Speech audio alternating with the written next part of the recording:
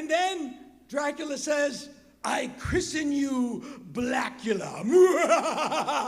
And then they cut to the credits. And I wish they would just hold like 4 seconds longer so you could hear Blackula go, what the fuck did you say my name was?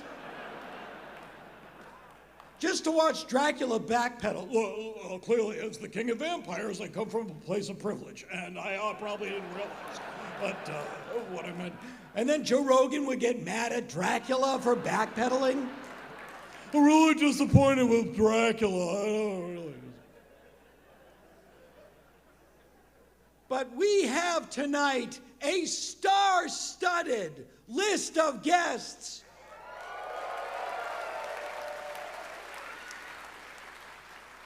Who canceled.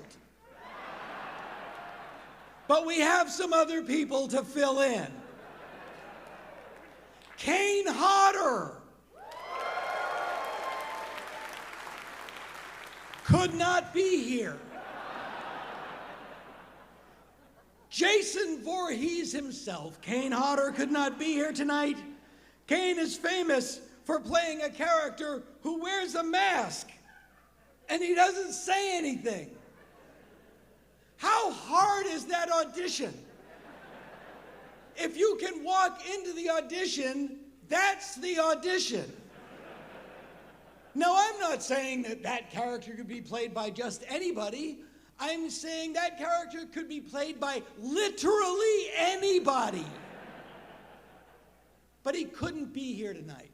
Apparently, the only way to get Jason Voorhees not to return is to actually expect him to be someplace.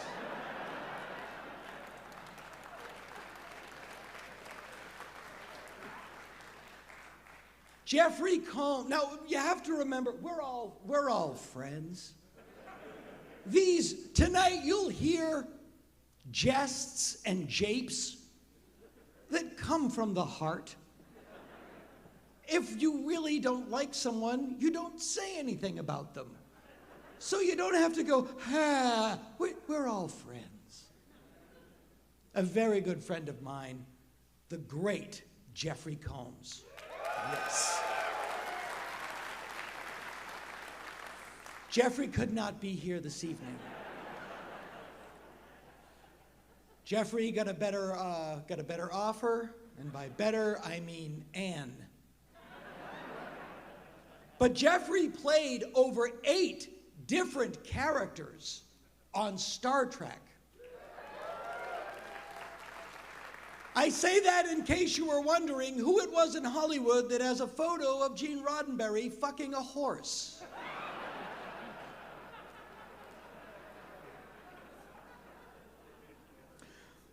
Sharon Glass could not be here tonight. Please do not storm the exits.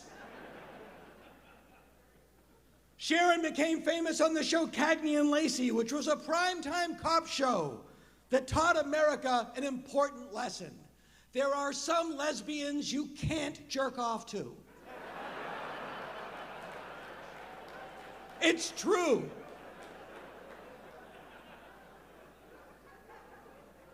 The voice of the Bride of Chucky, Jennifer Tilly,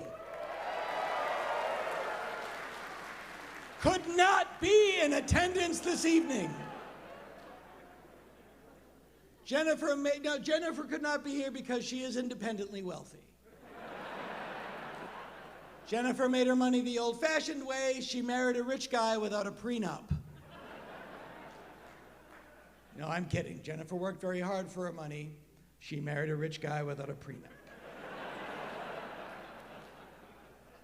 But let us talk about the people who actually could not get out of it and are here tonight.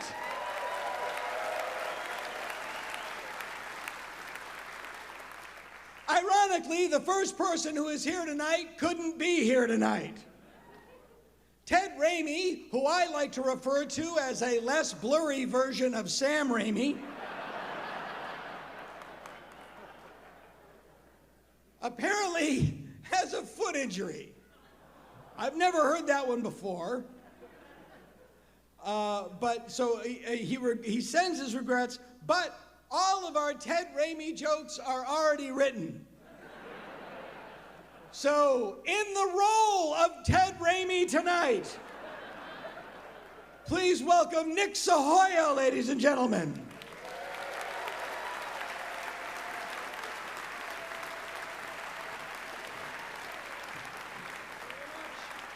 Thank you, Ted.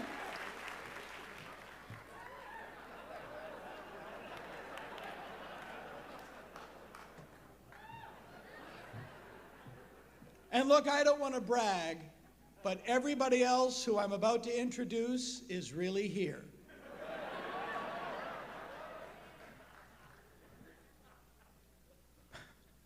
Please welcome folk music favorite, Peaches Christ.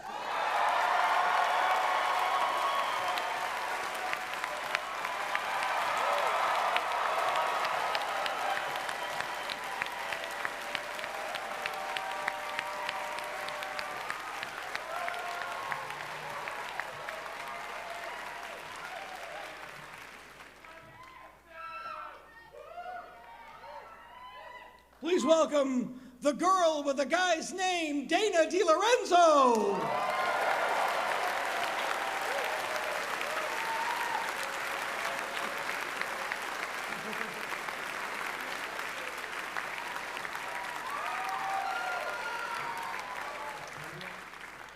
America's next door neighbor, Kevin Pollock.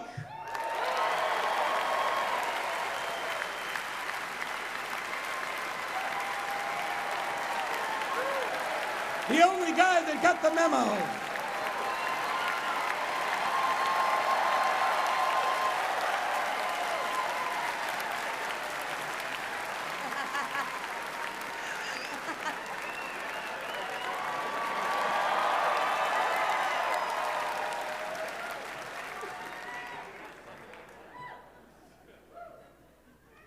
That was the Dean Martinest thing I've ever seen. Milk it, baby.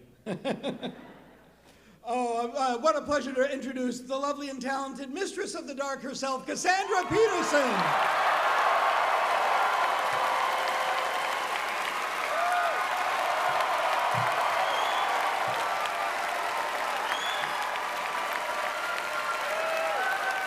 Did I go the wrong way?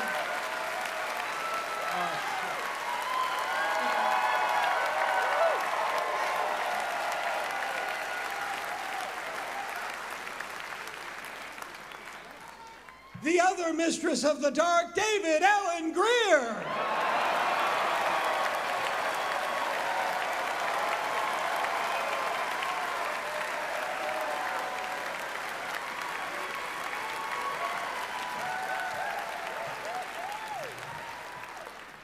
And now,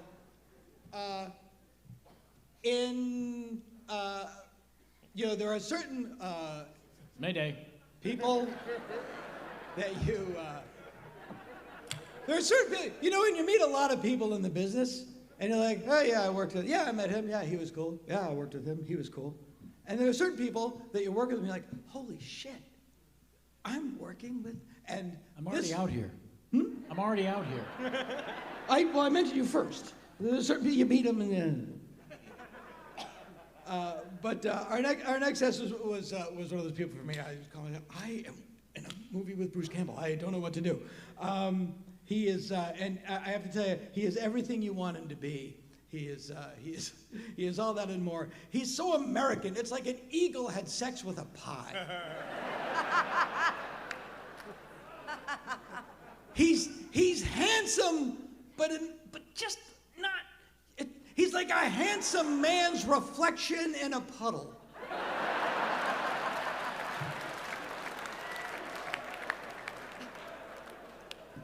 He couldn't be more of who he is if he wanted to. He's everything you want him to be. I'm so proud that I know him. Please welcome the beloved Mr. Bruce Campbell.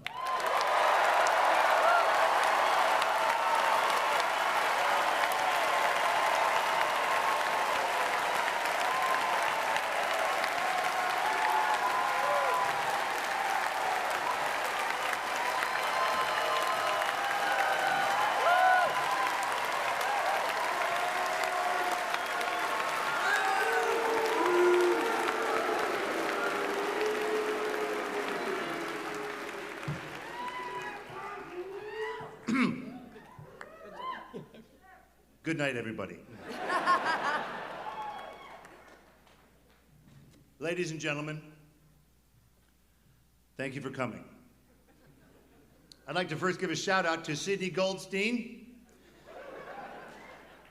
No shit, without her, this would still be a space full of dusty file boxes and crumbling furniture with no seats or sound. So thanks, Sid. Here it is, 97 years later.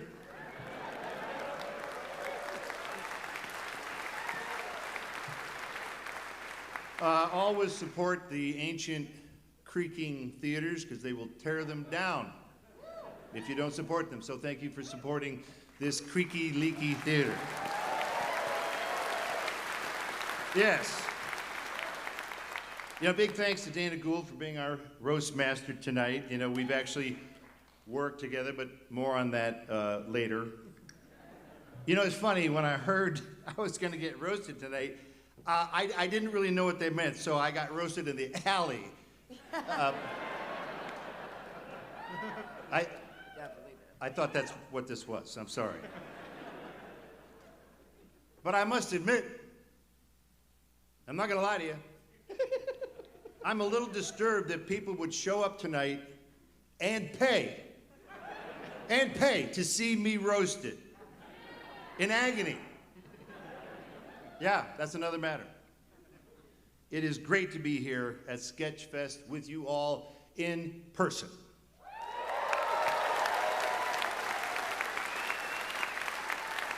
I'm hoping that most of us are disease-free tonight. Yep, good. Good sign. Good news, aside from having COVID twice, most of my diseases were from the 70s. So you should be safe. According to Dr. Fauci, the baby boomer diseases don't really interact with the Gen Z diseases. We tried to confirm that with Dr. Fauci, but he was in Wuhan opening a new super virus infection center. So we couldn't confirm that. So. That's what that feels like. We're here for a roast tonight. Yeah.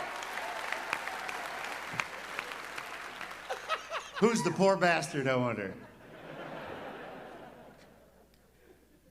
You know, I had to ask myself, why would I show up at an event where a bunch of clearly ruthless entertainers are going to spare no ill will, savaging my career, not to mention my character? Why? Alimony. It's a word that makes me say yes over and over and over. Will you look at this panel tonight? I gotta tell you, this isn't a roast, it's a police lineup. And look, it's not like we didn't try and get the big names. Clooney, Pitt, Shia LaBeouf, they all passed. Some shit about obligations, ankle bracelet bullshit, you know, whatever. I also asked myself another question. Why would these people take time out of their busy lives and blossoming careers to harass me for no apparent reason? Have I wronged them in some way? Grabbed their ass 30 years ago, perhaps? Screwed them out of a part in Maniac Cop 2? Why, you ask? Why would they be here tonight? Alimony. It's a word that makes them say yes over and over. Now that we all know why we're here, I think I should explain something to you. What you are about to witness tonight is fiction.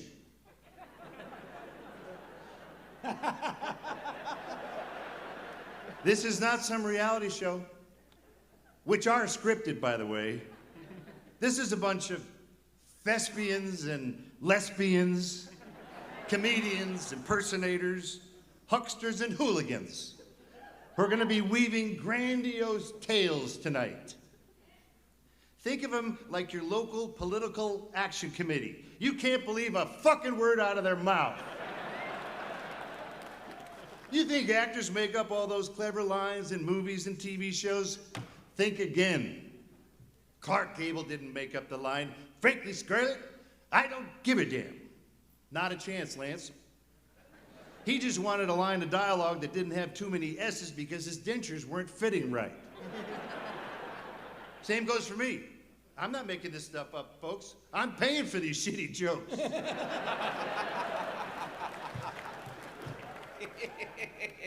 Now, before you hear from our panel tonight, I just want to remind you that entertainers and credibility don't always go hand in hand, do they? Randy Quaid is a great example of this. Oh yeah, he was going to be here tonight, but he was abducted by aliens. So you're going to hear some insults tonight. Some crazy shit. Because that's the nature of the beast, and I'm supposed to sit here getting shit-faced on liquid death while my peers of equal infamy tear me apart. So, if that's the way you want to play it, that's fine, but be warned. As Jack Nicholson once said, the roastee always gets the last chance to cook the roaster's goose. Let's begin, shall we?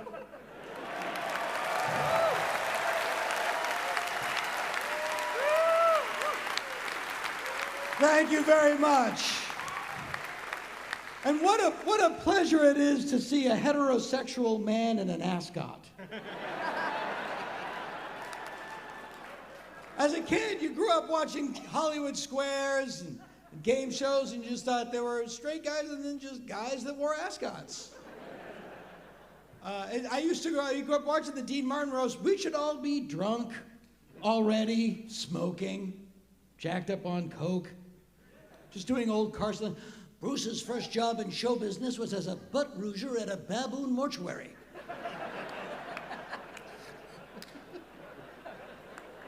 A joke I stole from Gary Owens, and I say that right to Kevin Pollock. But we are all here tonight to roast with love and respect and affection Bruce Valanche. But Bruce had to cancel, and we got Bruce Campbell, and fortunately, most of these jokes will still work. Bruce occupies a very rare and special place on our dais tonight. He is the only man here who owes Sam Ramey more than Ted does.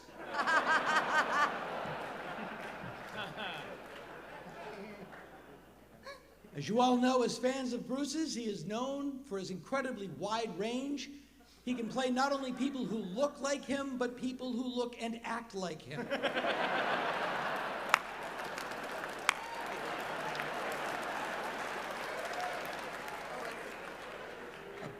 Baboon mortuary.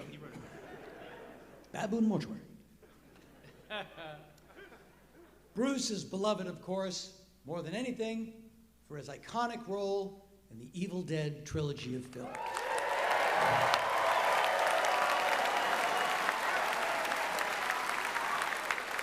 Well deserved. In Evil Dead, The Evil Dead 2, and Army of Darkness, Bruce played Ash, a man who wreaked havoc and destruction with just one hand. Those films were later adapted into a television series called Louie.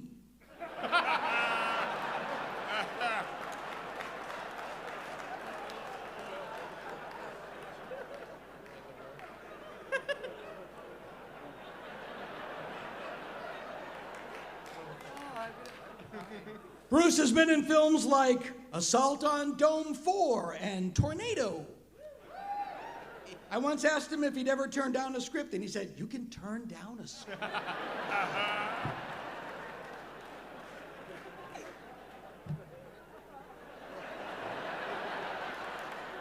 But Bruce is a Renaissance man, by which I mean he is incredibly old. What? What?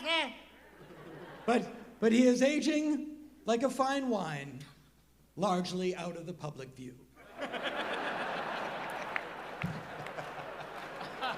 You fucker. You're gonna pay for that, fucker.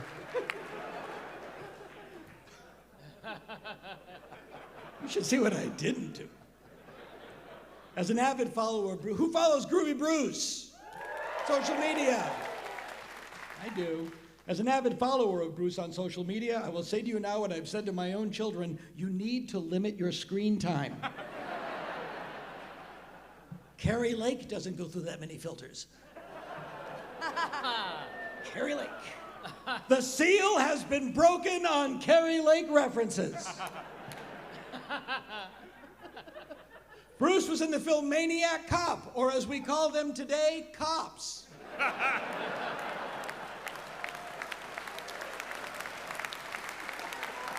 Torn from today's headlines. I wanted to close with a true story. It's not a roast story, it's a true story. Bruce and I, first time I worked with Bruce was in a TV movie called The Love Bug, which was later made, later made into a theatrical movie that we were not in. But I was beside myself that I was working with Bruce, and he is a great guy, and he told me a story. I'm going to butcher it a little bit, but it tells you who he is. And again, this is not a roast story. As many of you remember Bruce's show, Briscoe County Jr. And Jerry Weber? We knew it a minute ago. Ron Weber. Ron Weber. So there's a guy in the, it's a Western, it's a cowboy show. And there's a guy on the lot, on the set, who was named Ron Weber. And one of Ron's jobs worked craft services, which is the snacks and the food on the set. And he also cleans up horse poop, because that is one of the jobs that you have when you act around horses. Or Burl Ives, same thing. Little known fact about Burl. And Ron had a great, to quote Bruce, Ron never had a bad day. He always had a good attitude. And every time he'd scoop a horse poop, it might be horse poop to you, but it's a house payment to me. Might be horse poop to you, but it's another shingle on my roof, which I don't advise. But they were on the lot working on Warner Brothers. One day Ron said to Bruce, we're talking about something. He goes, I shot something as an actor right over there. I picked up Guy Williams and I threw him into a wall. And he goes, what was that on? He goes, a show called Lost in Space. And Bruce said, what did you play on Lost in Space, Ron? And Ron went, played a goon. So Bruce called Scott Spiegel, who many of you might know, who had every episode of Lost in Space on VHS. That's how old this story is. And he goes, you know, sort of a guy, like a big goon picked up Ron. Guy, well, yeah, I know it. So he gets it, and sure enough, he looks at the tape, and there's Ron Weber playing it. So Bruce gets a copy of the tape, gets the cast and crew around, gets Ron there, puts it in, and Ron had never even seen it. And he just had this moment where everybody appreciated him, everybody gave him, it was like Ron had a little moment. No joke aside, that's the kind of person Bruce is. That he sees he sees people in everyone.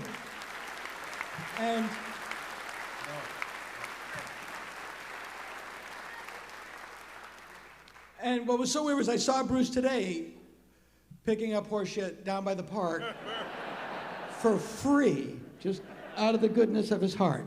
But no, that's the kind of guy. That's why he's one of my heroes, and that's why I'm really proud to know him and be here tonight. That's it. Thanks. Do your worst.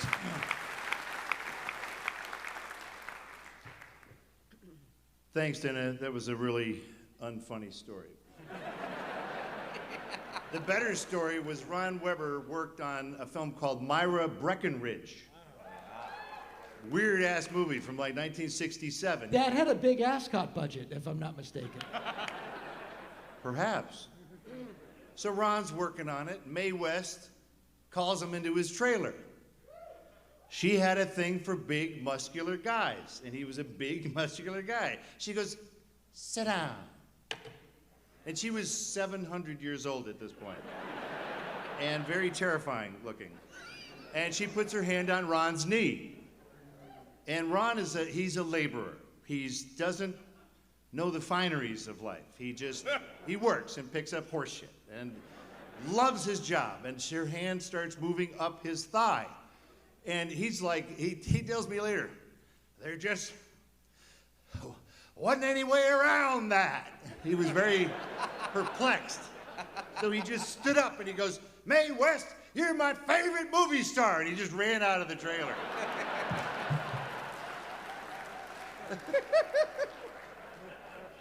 Anyway, folks, Dana Gould goes way back. I mean, you may have seen him in, look, I don't know, Burger King. Fun fact, though, Dana was an altar boy in Massachusetts, and tonight is still the hardest he's sucked.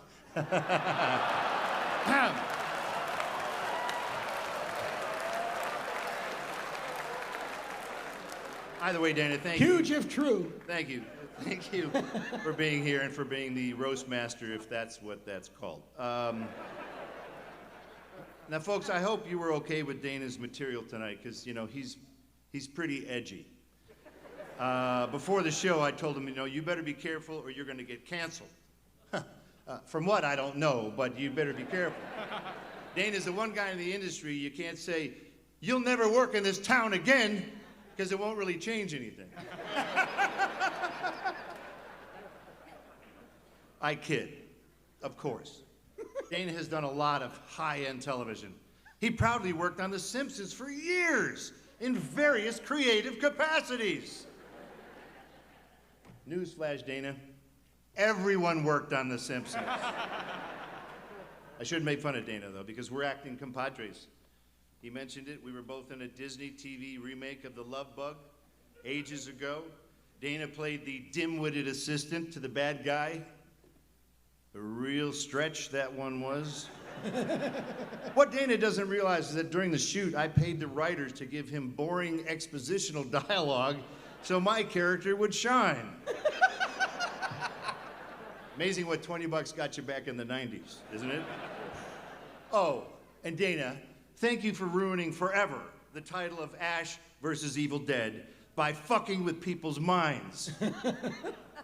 Your show, Stand Against Evil. Yeah, ooh. Yeah, that show guaranteed that nobody would ever get the name of our show right ever again for all eternity. Now it's Ash versus Evil. Hey, Bruce, I saw your show, Ash Against Evil. Hey, that show of yours, Stan versus the Evil Dead, is pretty funny. Let me tell you, pal, out in the parking lot, it's going to be Bruce versus Dana.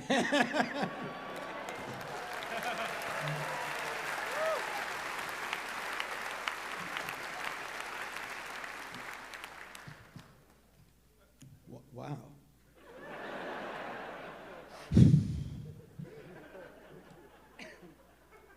True story. I came up with the title thinking like, oh, I'll take a stand against evil. That's a good expression. And then they changed the character's name to Stan because it fit the title. And then someone was like, oh, it's just a ripoff of Ash versus Evil Dead. And I went, yeah, it is. But then the horse was out of the barn. However, no one has ever gotten the name of my show right, ever. Yeah, because you fucked everything up. Yeah, I did. I'm here to disappoint.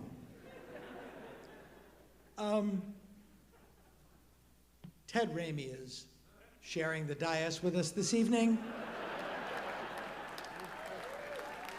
Or as Google would say, did you mean Sam Ramey?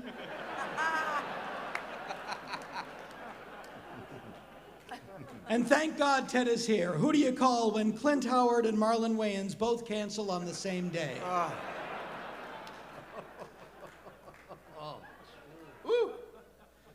No, Ted has a great career on his own. He acts, he directs. He recently directed some of Sam's rejected hand-me-down scripts. He just directed a sequel to Drag Me to Hell called Let's Swing by Arby's.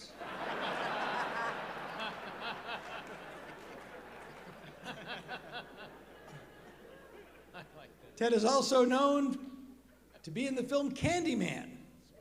That's right. And if you say his name into a mirror 5 times, Candyman appears and says, "Are you sure you didn't mean Sam Ramey?" With no further ado, please welcome America's favorite director's brother, Ted Ramey.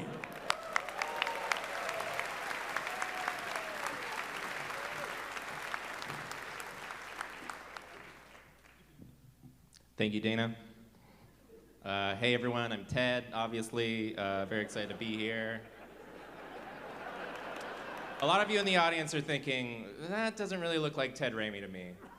And a much bigger chunk of the audience is thinking, I don't really know what Ted Ramey looks like. That could be him. You, of course, know me from Evil Dead 1 and 2, where I worked with Bruce. But actually, I knew him a lot before that. He actually babysitted me when I was 12 years old. And it was perfect, because at the time, I was his target demographic, a 12-year-old boy. Bruce makes films for 12-year-old boys and the boys who are 12 years old at heart. I think a lot of them are here tonight. Bruce and my brother collaborated at the inception of the Evil Dead franchise. Early on, my brother Sam did not know if he wanted to be in front of the camera or behind the camera. He wasn't sure if he wanted to act or direct. Maybe Bruce would direct. They had a conversation, and he eventually decided to move behind the camera because Bruce was, quote, slightly more attractive than him. And I think the important part of this story to remember is that my brother is very ugly. Bruce, you're not that attractive.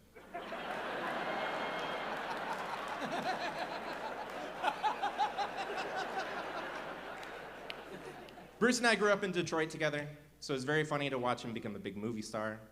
He moved out to LA. He got a big head, although most of it collected in his chin. That's right, I'm here to say it. Hot take, Bruce has a big chin. Don't call the PC police on me, but...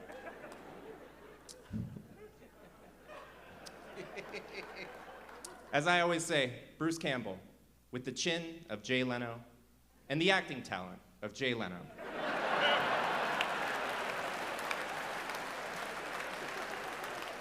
That's a really mean joke. That's really unfair to Jay Leno. I think he's a very talented actor.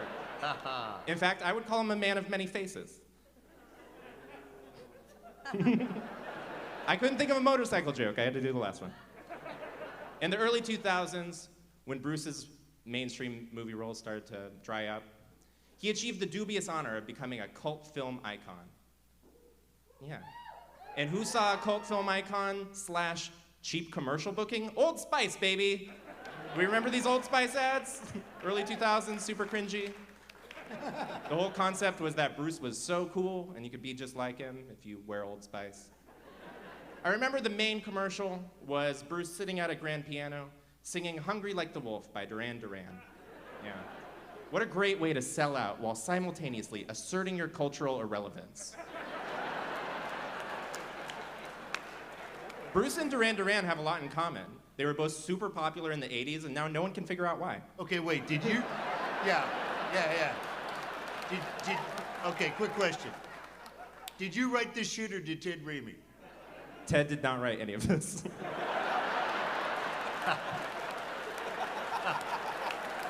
All right.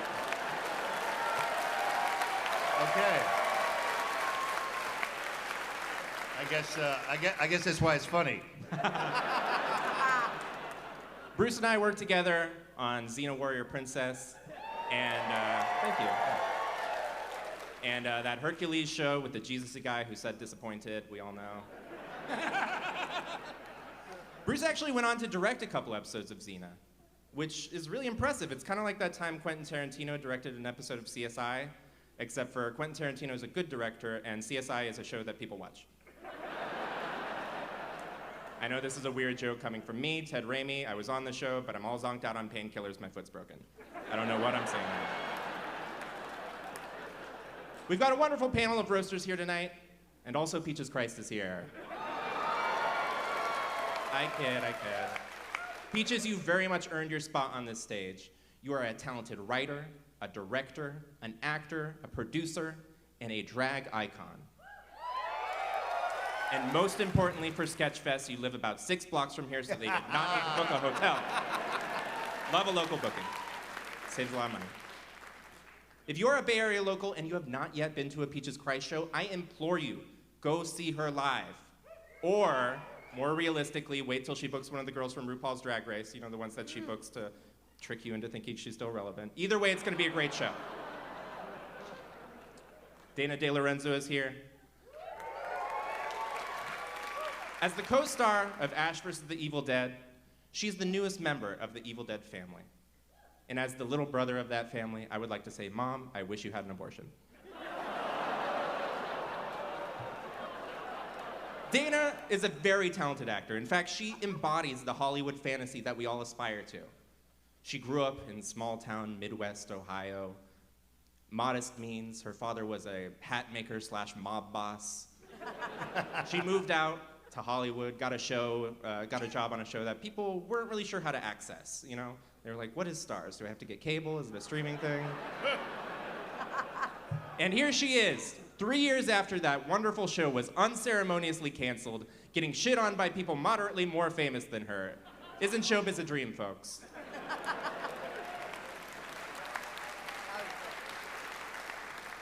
Kevin Pollock is here because enough people canceled, and I guess they got to him. It's sort of like if enough people die, the Secretary of Education becomes president. That's a kind of a Kevin Pollock situation. And more importantly, Kevin Pollock is here because he will say yes to anything. If you do not believe me, go check out his IMDb. You will see hundreds of credits on movies and TV shows, and if you scroll long enough, you'll find one you've actually seen or heard of. Kevin Pollock is famous for his Christopher Walken impression. I'm sorry, that's a typo. Kevin Pollock does a Christopher Walken impression, and people talk. Kevin is not famous for anything, and he's much less famous than me, Ted Ramey.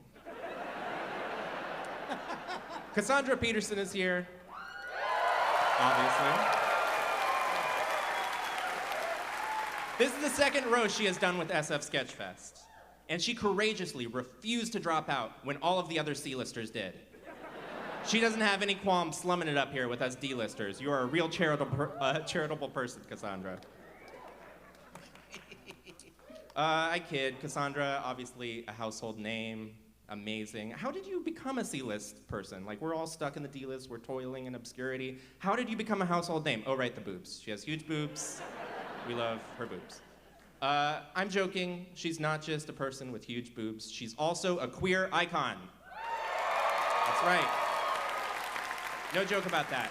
Since the last time she appeared on stage at Sketchfest, Cassandra came out as a queer woman. And in hindsight, we probably should have known. I mean, what kind of woman wears that much makeup and no acrylics?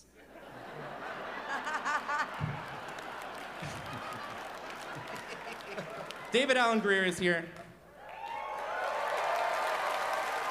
because Bruce requested a panelist that made him look less old and washed up by comparison. David was a frequent guest on the show Crank Yankers, which was beloved at the time, and now we all realize is a bunch of offensive stereotypes harassing minimum wage workers. Crank Yankers aged so poorly, I thought it was Peaches Christ! On Crank Yankers, David played a character named The Truth, and David, the truth is, your career has been in a downward spiral since Jumanji. And it's fine. And we mustn't forget our fabulous roast master, Dana Gould. Let's hear a round of applause for Dana. You may know Dana from a rerun of Premium Blend that's playing on Comedy Central during the day while you're homesick from work and can't find the remote. Or just as likely, maybe you know him because he came to your door and informed you that he is legally required to tell you he lives in your neighborhood. But most likely we all know Dana from his work on The Simpsons. He contributed there for years as both a writer and a voice actor. And just like most of the voices on The Simpsons, I'm pretty sure he's racist. Stepping out of my persona for a moment, I am not Ted Ramey, I'm Nick Sahoya. I co-wrote a lot of the jokes tonight with my dear friend Casey Lai, who could not be here. Let's give him a big round of applause. Love you, Casey. And similarly, I would like to reach out to Ted himself since he could not be here. Ted, I know you're watching this. I just want to say thank you. You've been a great sport. I had so much fun writing these jokes with you. And most importantly, I am so happy that I paid that man to club your foot with a baton so I could get up on the stage. This is the biggest crowd I've been in front of in a long time. I'm the Tanya Harding of Sketchfest. Good night, everyone.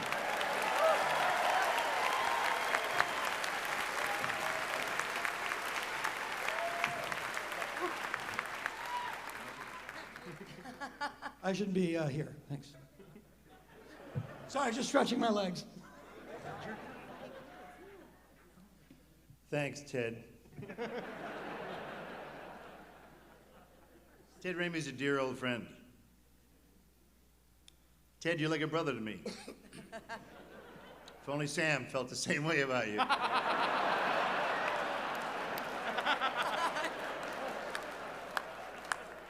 It's true. I've known Ted since he was 9.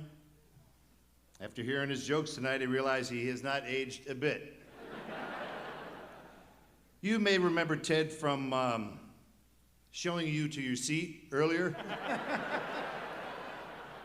Ted knows I'm teasing.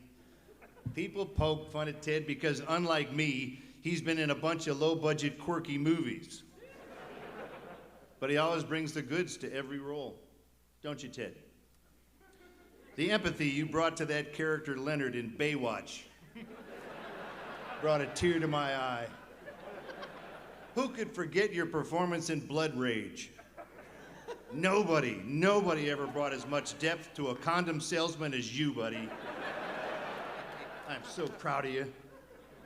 But look, Ted has not always done low-budget productions. Occasionally, he will appear in mainstream Hollywood fare like Sequest or Clear and Present Danger. Now, Ted, that one was a real coup.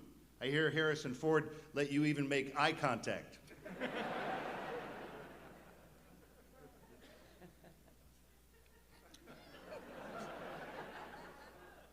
I got all night. I can wait. It's all good. Ted is perhaps best known for playing Joxer in Xena Warrior Princess. And yep, Joxer, the mighty, smells like Aphrodite. We know him. We know that character. Tonight, Ted, I would like to proclaim to all here that I'm suing you for 10% of what you made on Xena. Why? Because Dana Gould was set to take the role, and I begged producer Rob Tapper to give you a shot. Nothing personal, Ted, just business.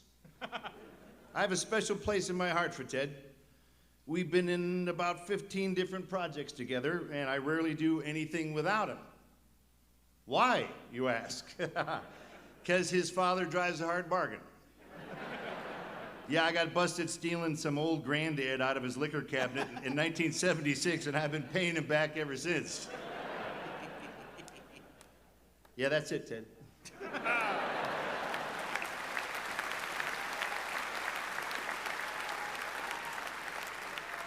Thank you, Bruce. And let's have another round of applause for Nick Sahoya in the role of Ted Ramey, also one of our writers.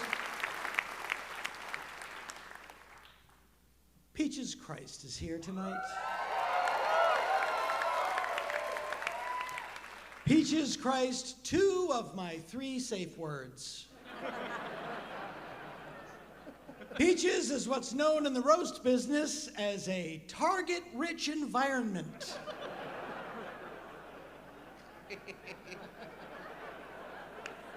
Of course, Peaches Christ is not her real name. Her real name is Peaches of Nazareth. Another person known for hanging out in the desert with a bunch of strange dudes. Peaches is a burlesque icon, and like most women in burlesque, Peaches has a huge cock.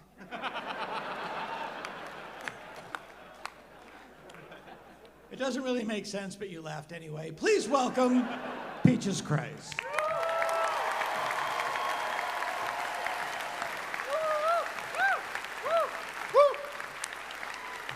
Hello. All right, it really is an honor to be here. I gotta say, this is not gonna be easy for me to roast Bruce Campbell because, well, I think like a lot of you, I truly am a fangirl who loves him so much, right? So Like, I'm not gonna make fun of Bruce Campbell, but I do think it's, ironic, with his age, that his initials are actually BC. And look, I'm not gonna say that I want him to injure himself with a chainsaw, ever. But when asked to recommend a safety coordinator on the new Evil Dead movie, I did recommend Alec Baldwin. Really? It gets so much worse. Okay? Bruce's career reminds me of Pompeii. It's really just all about ash. Really. God, fuck you. God damn. For anyone who thinks the Evil Dead movies are genuinely gory, just come watch me take my makeup off after the show. Once you've seen that, the Evil Dead franchise will look like Toy Story, which makes a lot of sense because, Bruce's acting is so woody, okay? People used to get Bruce Campbell confused with Bruce Jenner, because they were both famous Bruces with large chins. Okay, strangely, they stopped getting them mixed up a few years ago. I'm not really sure why, but one thing they still have in common is neither has seen their penis in years. And you know what they say about guys with big chins, right? That's right, they have big beards, okay? And speaking of beards, let's give it up for Bruce's wife, Ida Guerin. Now, I don't know what her drag name is, but her drag name should be Ida Left. Did you know Bruce was a reoccurring star on Ellen's sitcom in the 90s? Yeah, Ellen really loved it when he was on set because, well, it was the only time she wasn't the most annoying person there. Oh, and Bruce is an ordained pastor and performs marriage ceremonies, usually for fans. He's married more freaks than Liza Minnelli. Speaking of things that are gay, welcome to San Francisco, everybody.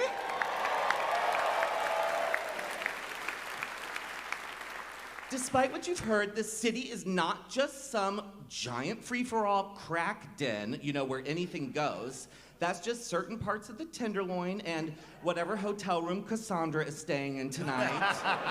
Okay? What? She's a good time, mistress of the dark indeed. Okay, I've lived in San Francisco for decades now, and I think of myself as, well, something of an ambassador for the city. Yes, I'm an ambassador of the city of San Francisco, appointed by the gays to come here to your nerd festival and roast your king, Bruce Campbell.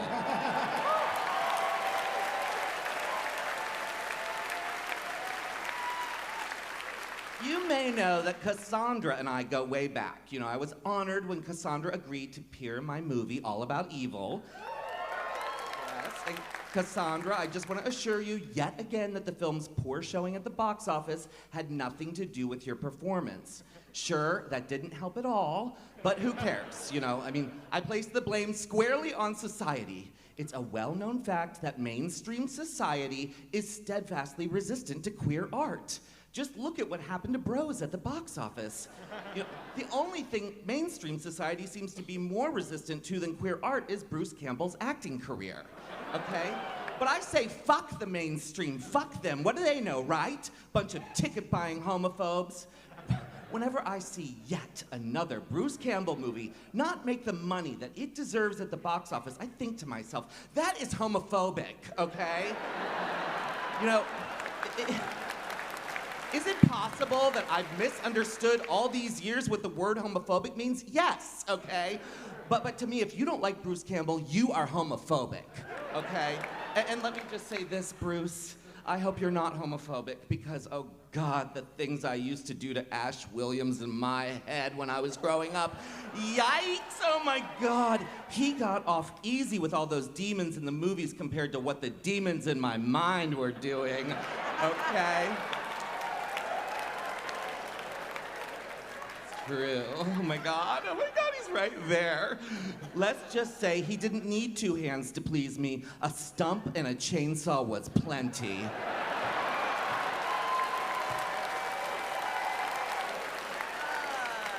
Look, when all the other boys had Elvira's poster taped to their ceiling, I had the Evil Dead poster taped to my face, okay? And so it's truly an honor to be here tonight, fulfilling a lifelong fantasy of saying dirty, terrible things to you.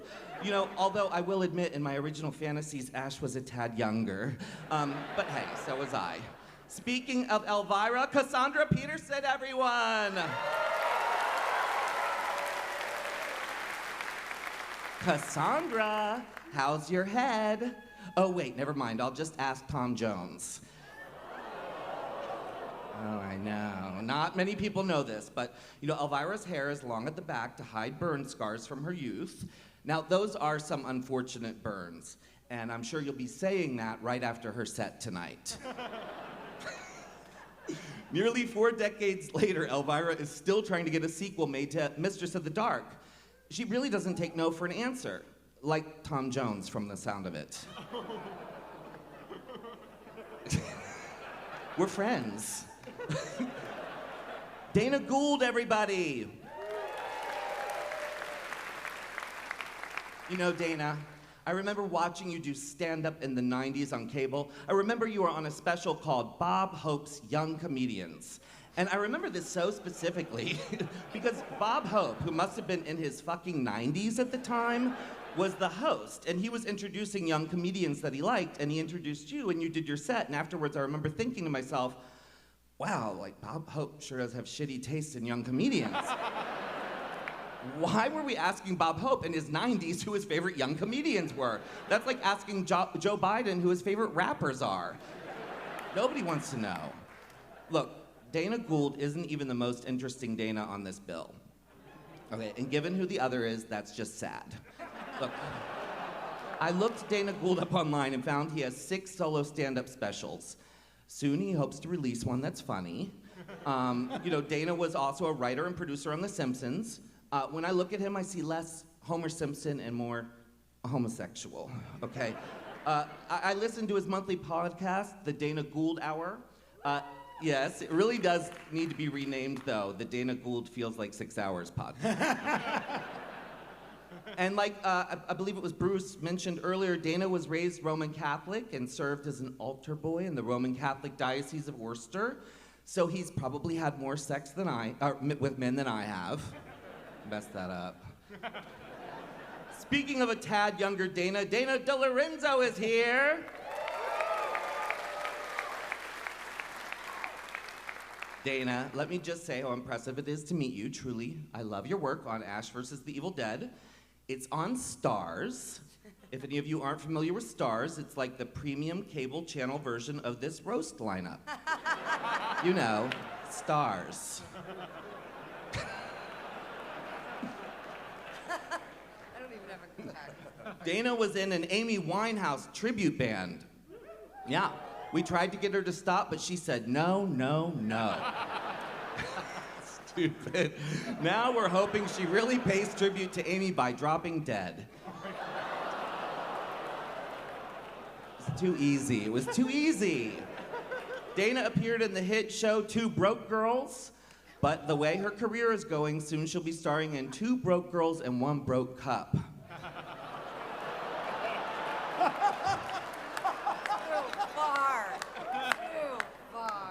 She's also appeared in Will and Grace, which was great for Eric McCormick, who was no longer the most masculine-looking Jew on the cast. Dana lent her voice to Teenage Mutant Ninja Turtles. Judging by her outfit tonight, I wish they'd lent her a shell in return. Actually, love her outfit. These jokes were written before I saw it. Dana is of Italian descent.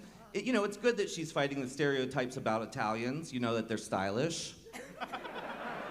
I kind of feel bad for her, because, well, her initials are double D, but look at her chest. Life is cruel sometimes, isn't it, sweetie? David Alan Greer is here. Can I just say what a big fan of yours I am? In Living Color is one of my, yes. It's one of my favorite shows of all time, especially the iconic sketch, Men on Film. I mean this sincerely. As a femboy who loved to dress up in ladies' clothes and talk about movies, I really loved all those sketches. All of us did. You know, we were inspired by it. It was an appreciation of flamboyance rarely seen on TV, especially at that time. It didn't even matter to us that you guys were straight. Our problem was that your makeup was terrible, okay? This is why straights should not play gay, okay? We don't want to see your fucked up face crack, okay? People who've seen, or who've been to see David Alan Greer's stand-up show have proved time and again, sometimes you go black and don't go back. David was in the original Jumanji. He wasn't asked back for the reboot because reportedly he reminded The Rock too much of what he'd look like if he didn't work out. David's been divorced twice, which means he's been in more failed marriages than successful movies. Kevin Pollock, it's a roast. It's a roast. Did we forget it's a roast? Fucking San Francisco. Kevin Pollock is here. I love you in The Marvelous Mrs. Maisel. Love that show. It's the, yes, that's right. It's the gayest show about being Jewish I've ever seen. You've been in so many amazing movies, and I love all your iconic impressions. Kevin is, of course, known for impersonating stars like Jack Nicholson, Christopher Walken, Columbo. You know, all the hip young stars. With that Peter Falk impression, it's shocking you're not bigger on TikTok. Now, I imagine you're not big on TikTok. I imagine the only TikTok in your life is the sound of the clock winding down on your career.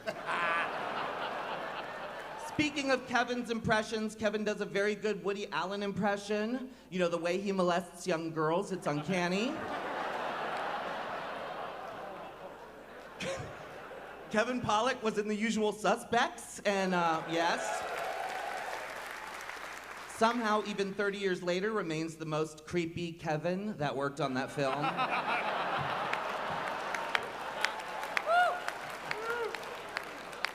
Kevin is so unattractive that in the 90s, he convincingly played Sarah Jessica Parker's brother.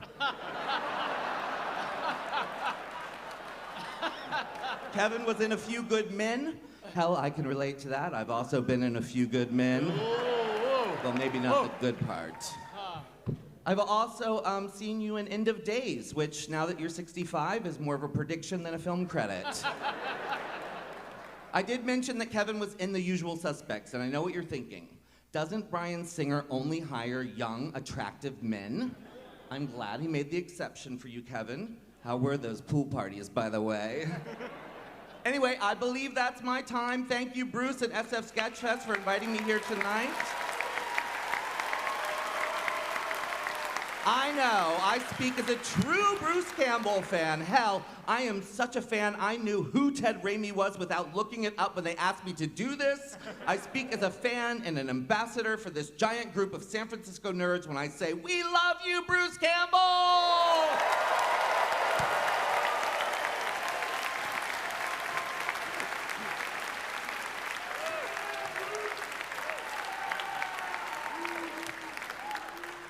Well, well, well, Peaches Christ is in the house. Yes, folks, Peaches Christ, or as Ron DeSantis calls her, the future liberals want.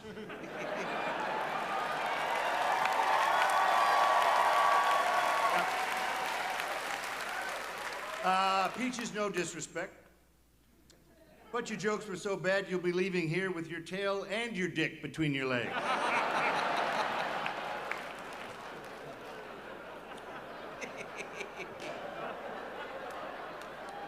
Quick joke. Why don't drag queens drown? Because they're flamboyant. Hey, lady!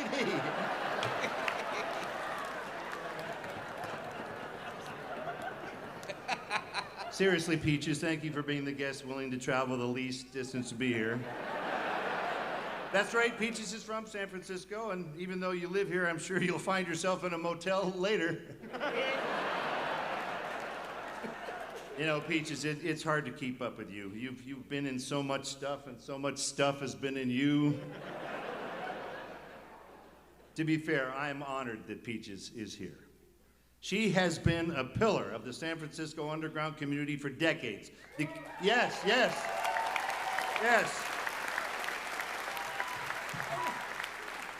The key words here, of course, are has been. Yes. You know, Peaches, I cross-dressed a few times. To clarify, I played a woman in a role. So I have to ask, as a man, why would you want to give up being such a schlubby dude? Guys don't have to do shit. They grab the greasy jeans off the floor, throw on the least smelly t-shirt, and away they go. Being a woman is a pain in the ass. I played a woman. The designer shoes with spike heels squeezing my toes so far to the front, I felt like I could decorate a cake. Wigs captured all the heat, attempting to escape from my body. And the combo platter of pantyhose and girdle guaranteed that I never got a full line of dialogue out because I was oxygen deprived.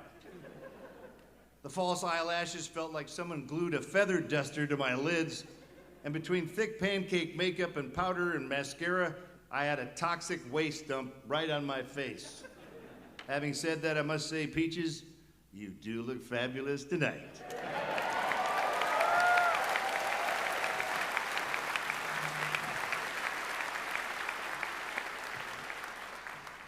Thank you, Peaches, for pointing out that men can't put on women's makeup correctly.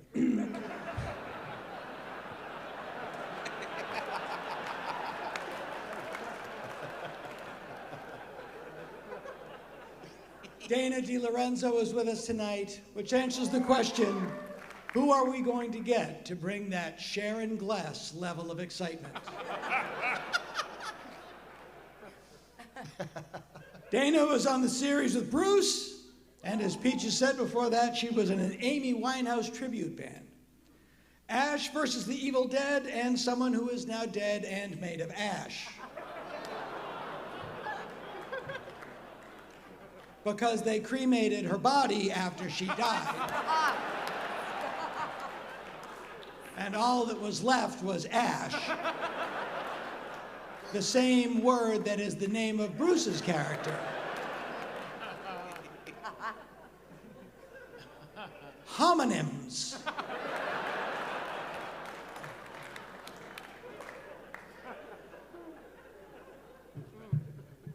They're called cremains. You know, like craisins.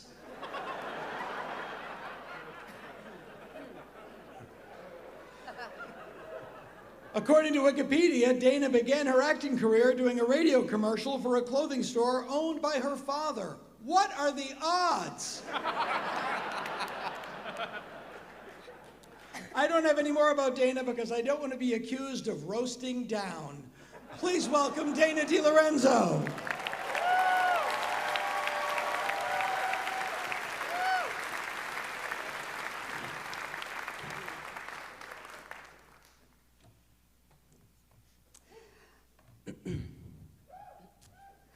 I am thrilled to be invited here tonight to the table read for the Xena reboot on Freebie. Lucy Lawless turned it down, but we got Peaches, which explains the new title, Xena Pageant Queen. Even Kevin Sorbo said no, but of course Kevin Pollock said yes. Ted Ramey said yes, then said no, so we got his joke writer instead. And you know, this is my first roast and first time performing my own material. So I'm really nervous, but now I know I'm performing my own material because he was too busy, the joke writer, writing his own jokes. That's what he was doing. I wrote them today.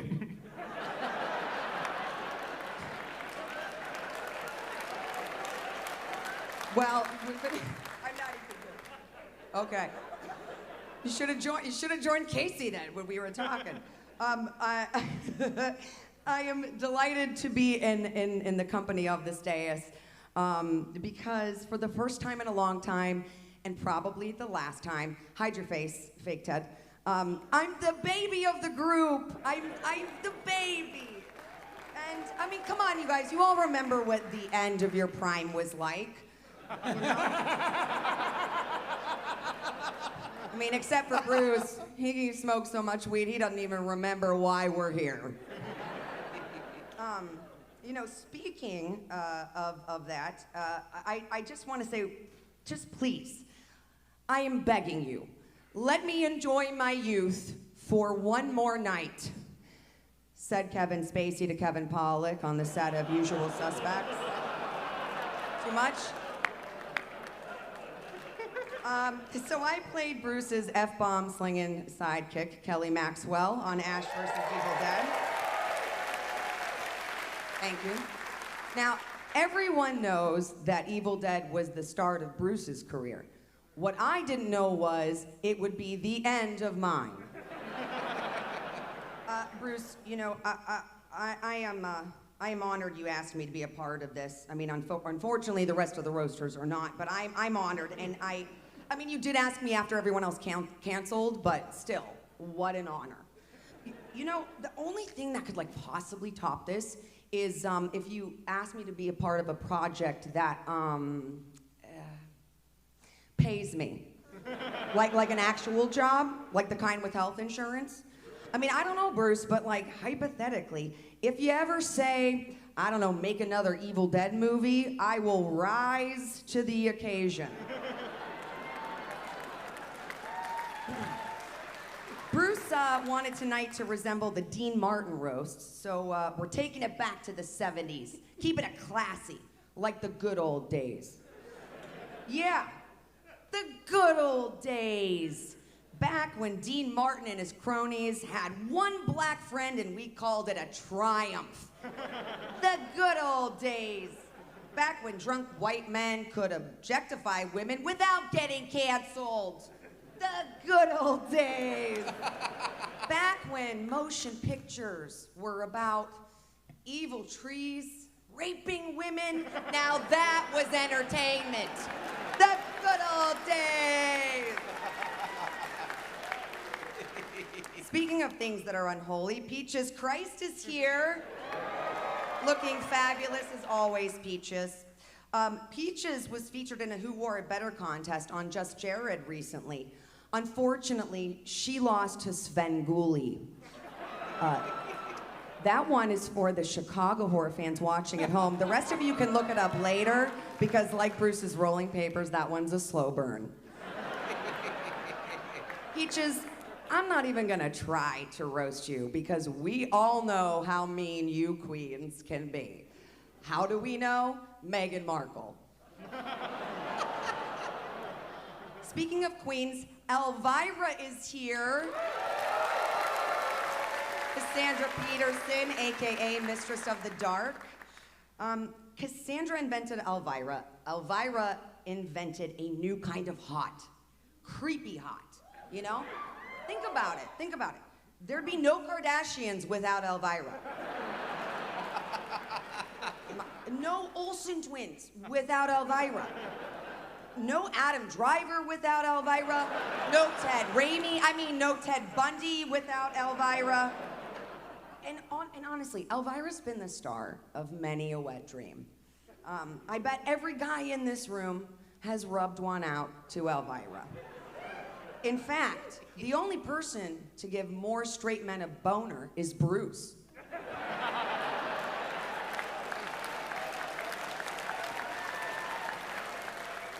But Elvira was also the sexual awakening for a lot of queer women, including herself. Since she too prefers the company of women, which only makes men masturbate to her even more. The always great David Alan Greer is here.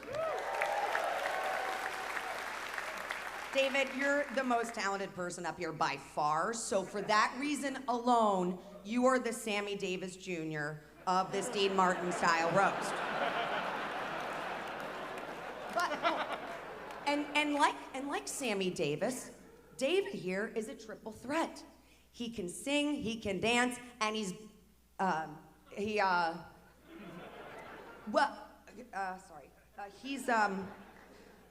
coincidentally has a glass eye. No, I mean, look, I gotta call this out. He is the only person of color on the dais. I mean, come on, Sketchfest. Even the Golden Globes did better than that this year. What's fascinating to me, David, is that your dad was a doctor, like a famous psychiatrist. Psychiatrist, yes. Yeah, and you're an actor. Good to know black parents can be disappointed in their kids, too. Good to know. It's good to know. Old Dana, a.k.a. Dana Gould, is here. Our roast master this evening. I'm no fortune teller, but I'm guessing Dana will come at me hard tonight, which is 100% worse than Louis C.K. It is. Roasting Dana sounds like I'm insulting myself in the third person if I were an elderly man. You know? I mean, it's weird. Like, you made it weird, Dana. Yes, I did. See what I mean? It's just, Dana, we need to differentiate ourselves with nicknames, okay? I mean, I like older Dana, younger Dana, but if you don't, how about the Dana with balls? Good? Great, now pick yours. San Francisco native Kevin Pollock is here tonight. Somehow he hasn't been canceled yet.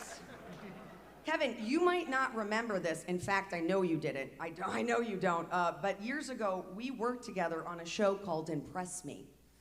Funny, for someone known for doing impressions, you didn't leave one on me. No, I'm kidding, Kevin. You have the biggest credits of everyone up here. Marvelous Mrs. Maisel, A Few Good Men, Casino. And just like Peter Lawford and the Rat Pack, I never remember you were in them. Always forget, always forget. Speaking of actors who are in everything, Ted Ramey is no longer here. I mean, at any rate, Ted once told me, this is 100% true, by the way. This is 100% true. Ted once told me the only actor he didn't get along with was his Sequest co-star, Darwin. According to Ted, Darwin the dolphin was so jealous of Ted, he sabotaged Ted's scenes. When asked for comment, the dolphin denied it was on purpose. I don't care, it's my favorite joke. It's for the dads. It's my favorite joke. I don't give a shit. Oh, the man of the hour, Mr. Bruce Campbell is here. He's still here. He's still here. That's a plus. You know, the fans are expecting me to tear you a new asshole, Bruce, but, you know, you've already had your head up one, so I'll cut you some slack.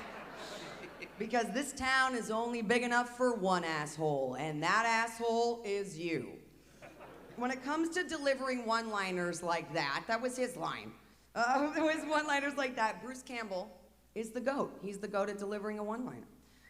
Bruce is not just the king of one-liners, he's also a one-take wonder.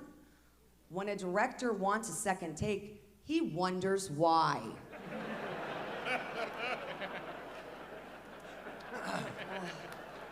Bruce, we had so many crazy days on set, like, and some of them though were like truly frightening. Like the time that I was covered in gallons of blood and you were on your period.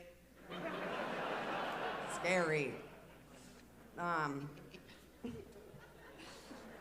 Okay, so for those of you who don't know, here's the Evil Dead canon. Ash is an alpha male, his car is the Delta.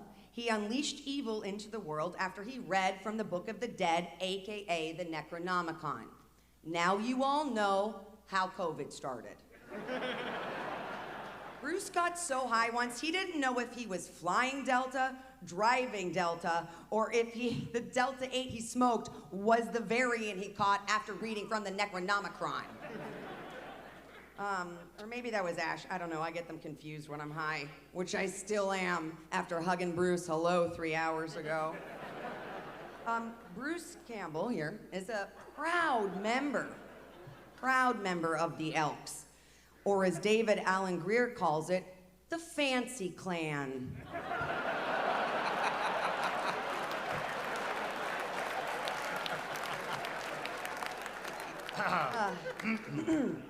Bruce is an avid reader, but he's also a New York Times best-selling author. For such an avid reader, thought he'd be a better writer. I'm teasing. I love your books. I've read all of them at least halfway through. You know, your books are great to read sitting by the fire. Even better in the fire. I believe that's the getting put on burn notice at this point in the roast, Bruce. No, but seriously though, seriously, you are a machine. This guy never stops working on inventing new ways to get the same fans to give him more money. I mean, on top of everything else I don't have to mention, Bruce started his own film fest. I mean, Redford gave us Sundance, De Niro gave us Tribeca, and Bruce gave us Bruce Fest. Catchy, catchy. I mean, who names a festival after himself? Even Jay-Z was too humble for that. Okay, here is a snippet from the Bruce Fest Not Secure website. I mean, fans from all over the country gather to worship at the altar of the king. Wow, dude. Enjoy an intimate weekend with Bruce Campbell and Ted Ramey. So you double billed Ted and still called it Bruce Fest. Like not even and friends. No wonder Ted canceled. I mean, first he takes a backseat to his brother. Now he's taking a backseat to this clown. Ted said, enough is enough, and he moved up to the front and he turned his car around all the way back to his Michigan garage. Well, Bruce, you made Dean Martin proud tonight because you showed up half in the bag. But he said we roast the ones we love, and I got nothing but love for you, boss. And you already know how much I look up to you because you've always been so tall. And I know you get squirmy when I get sentimental, and this is the worst part of the roast for you. So I'm gonna let it rip.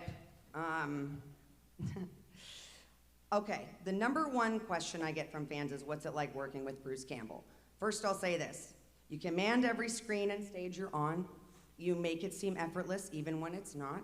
And you have a certain magic, which is why you're one of the greats. And thank you for sharing your light to show us our way through the dark. And oh, Captain, my Captain, wherever you go, I'll follow. I'll follow you into the woods, I'll follow you into hell, and I'll follow you into the bank in case you want to cover my expenses for tonight. So, what's it like working with Bruce Campbell? Here's what I always say. It's exactly as you hope it would be, only even better. So, as the daughter you never had, and the daughter I'm glad you didn't, because I love my dad. You better be careful. My daughter's here tonight. Well, it's my sister and my daughter, so it's all right. You made it weird, Bruce. Well, at any rate, I hope I made you proud, and I hope I've shown the people who've been watching everything I learned from watching you. And if not, well, I'll try again at your funeral.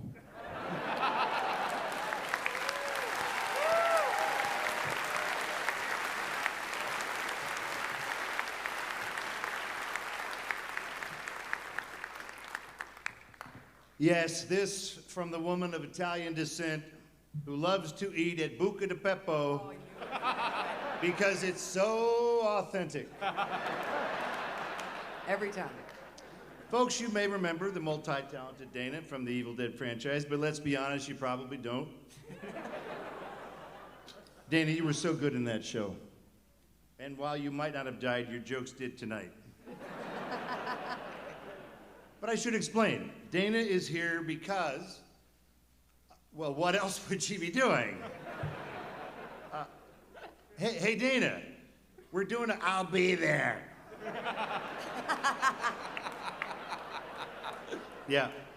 Quick story. When Dana auditioned, for Ash vs. Evil Dead, we asked her what kind of stunt or acting experience she had. And up to that point, Dana had only played a girl number 2 on Broke Girls, and she was a sidekick to a shock jock in Chicago. So we said to her, let me get this straight, Dana, you really have no acting experience. Yeah, that's correct. Well, then you're perfect for Evil Dead.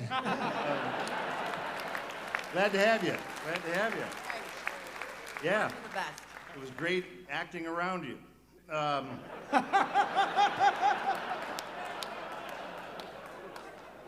Dana, come on. You know I'm kidding. We've been through a lot together.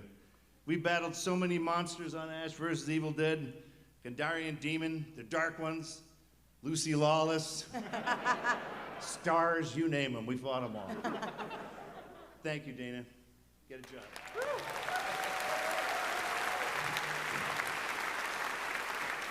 Wow. I'm up here with the cast of Ash Against Stan.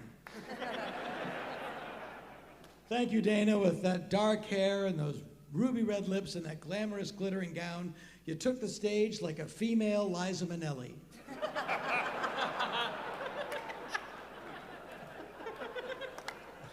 Speaking of timely references, Kevin Pollock is here tonight.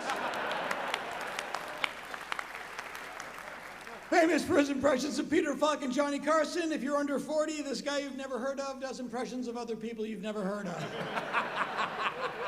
Let he who is without sin cast the first stone. According to Celebrity Net Worth, Kevin is worth $8 million. According to therichest.com, Kevin is worth $16 million. And according to Tucker Carlson, he's a Hollywood Jew.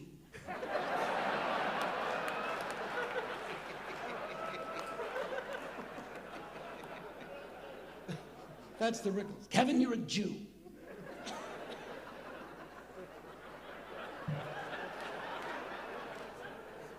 We got a Jew over here, and a Italian over here, and a black guy in the back waiting for a truck to show up.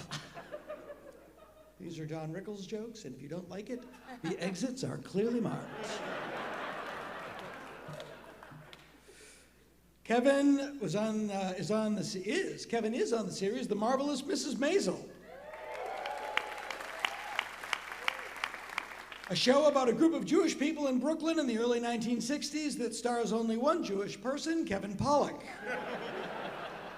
The Marvelous Mrs. Maisel is to Jews what Planet of the Apes is to apes. The show is full of them, just not in real life.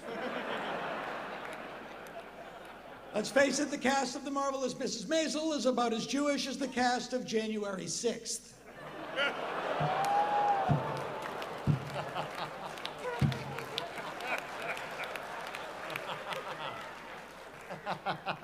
Kevin was also on the FX series Better Things, a show that is its own answer to the question, what else is on?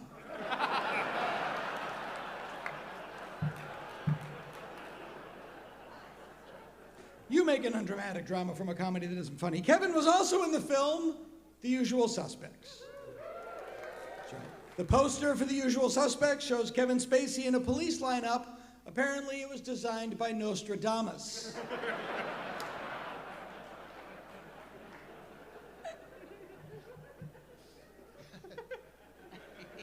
Nostradamus.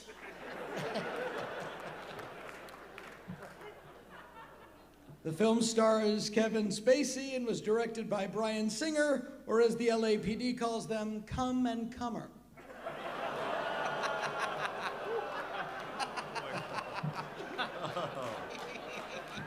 Speaking of cum, come on up here, Kevin Pollock.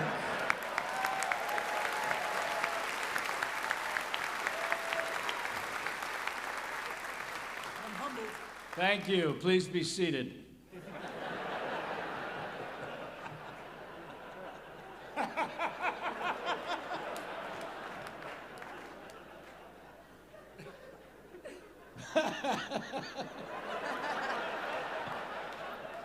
Dana, I'll give you $47,000 to let me go home. Thank you, Dana. Dennis Miller called. He wants his big words back.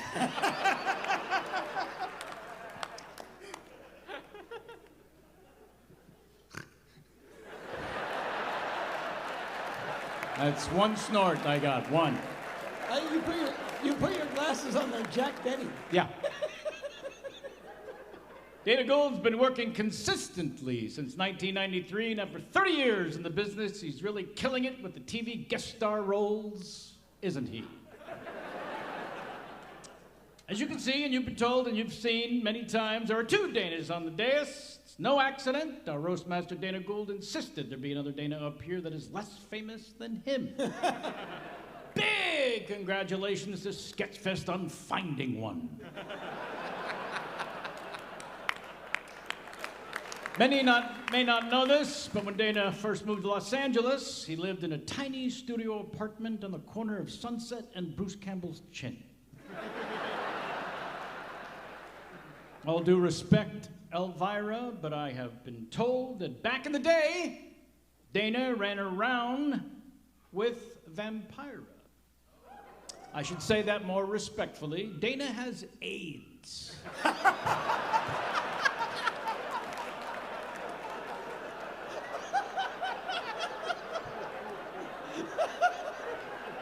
Yeah. Right? You okay with that one? Oh, you wrote that one. Yes, so I good. did. And now 7 words no one has ever spoken. I'm sorry Ted Ramey couldn't be here.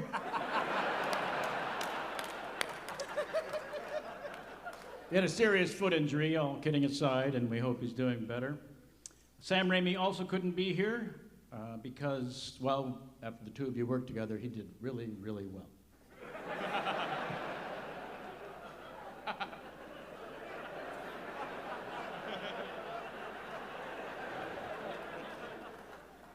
Peaches Christ. I don't have a single negative thing to say about Peaches. Really. I don't. I'm in awe of you.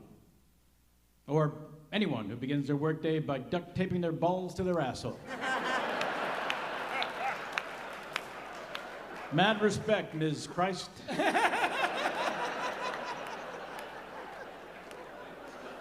Bruce, I hope you feel honored tonight. Sketchfest really pulled out all the stops for you, which was not easy.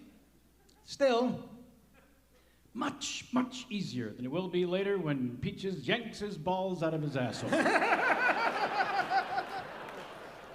As it's been mentioned, of course, Cassandra has come to pay her respects to Bruce, which is very cool, for real. It's an honor to be on the stage with an icon like you. I'm certain tomorrow, in fact, when everyone here shares with their friends the fun they had tonight, they'll all say what a thrill it was that Cassandra Peterson was here.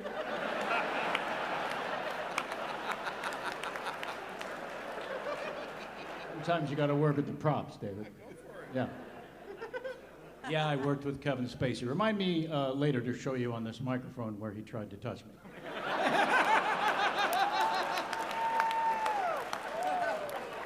In the asshole.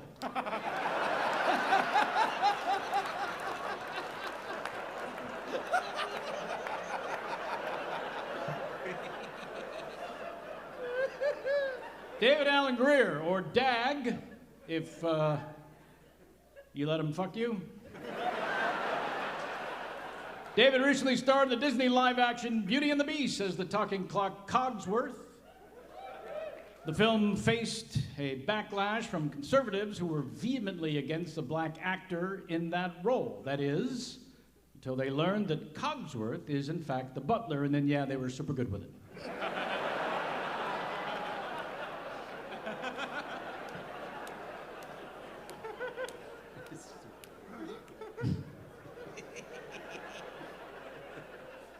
David, of course, well known as the breakout star in Living Color, if you can forget Jim Carrey, Jamie Foxx, and 47 members of the Wayans family. We should all thank David for taking work off. He's filming right now.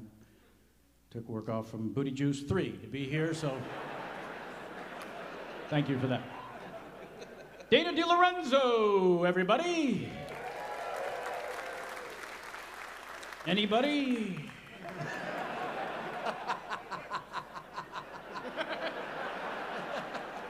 Great actress and dear friend and co-worker with our guest of honor, Bruce Campbell, of course. And as soon as she's done up here, she'll be down there to take your drink order. This is my first time here, actually, in the beautiful Sidney Goldstein Theater. Yeah. Couldn't come up with a more Jewy name?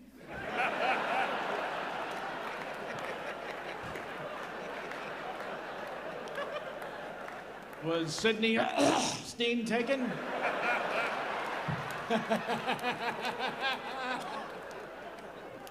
This was not the original venue for tonight's event. This roast was originally supposed to take place in Peaches Christ's asshole, but it only seats 300.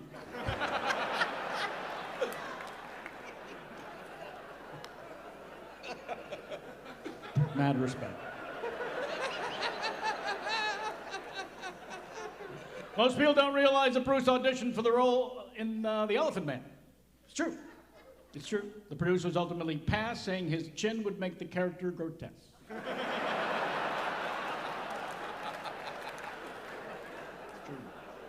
Bruce also won a coveted role in the Avatar film franchise, but James Cameron had to recast, saying that the technology did not yet exist to make him a good actor.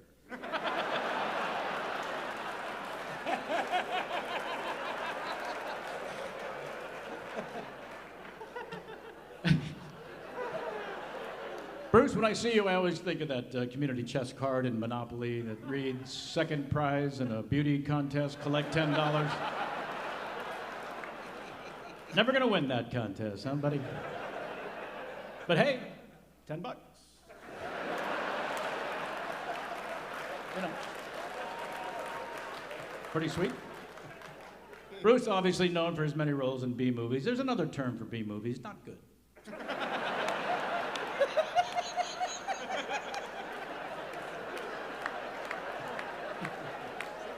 It's a technical term, I'll explain.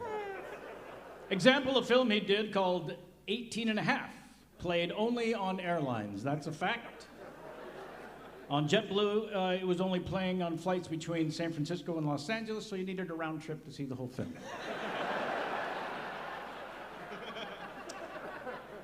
I'm actually surprised Bruce agreed to do this. What little I do know about Bruce is that he's a very private fellow.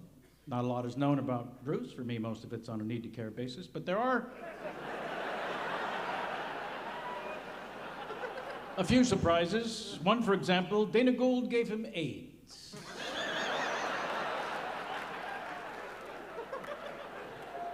Well, this was not as painful as I thought it was going to be. I do want to thank everyone on the dais tonight, honestly. From the bottom of my heart, I have never felt this famous in my entire life.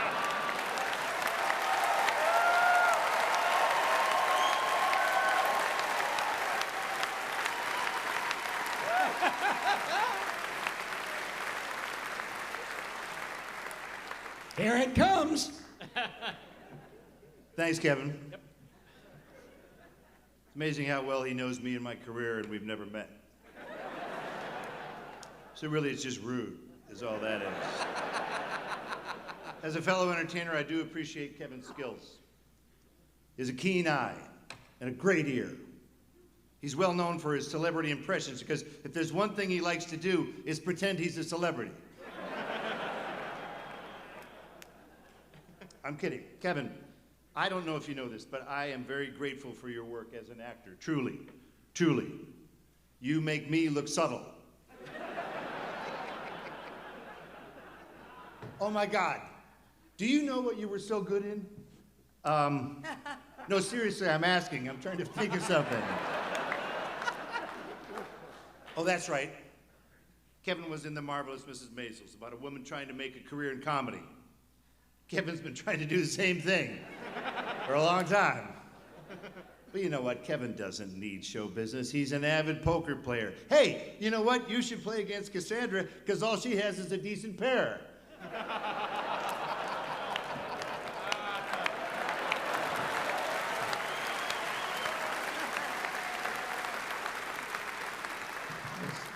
Something of a mic drop moment there.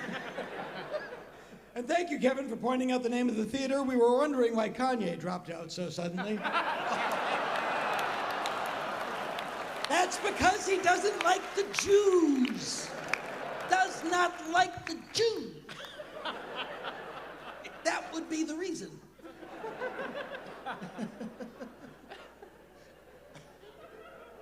Cassandra Peterson. Cassandra. Sure, let's get it going right out of the gate. Cassandra Peterson.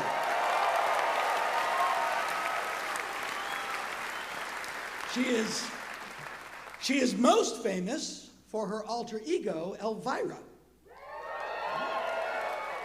which is, of course, Spanish for the Vira.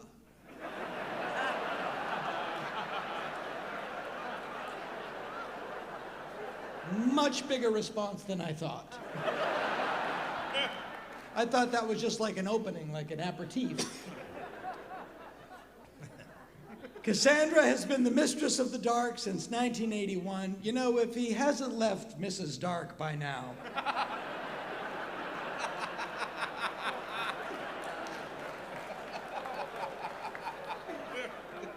The seal has been broken on Johnny Dark references. It was just for Kevin. In her excellent new book that I highly recommend you buy and read, Yours Cruelly, I got that right? Cassandra came out as gay after 14 years with her partner. I guess she just wanted to be sure.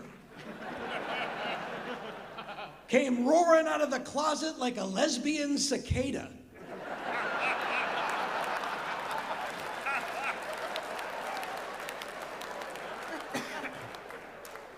Like a lot of women in life, Cassandra didn't realize she was gay until much later. For years, she thought she was just scissoring a pal.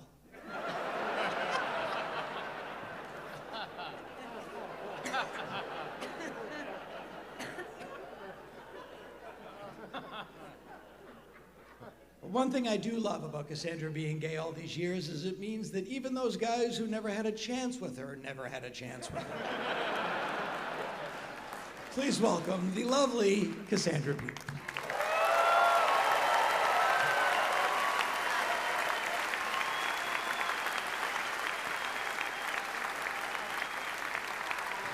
Oh my God, that was funny.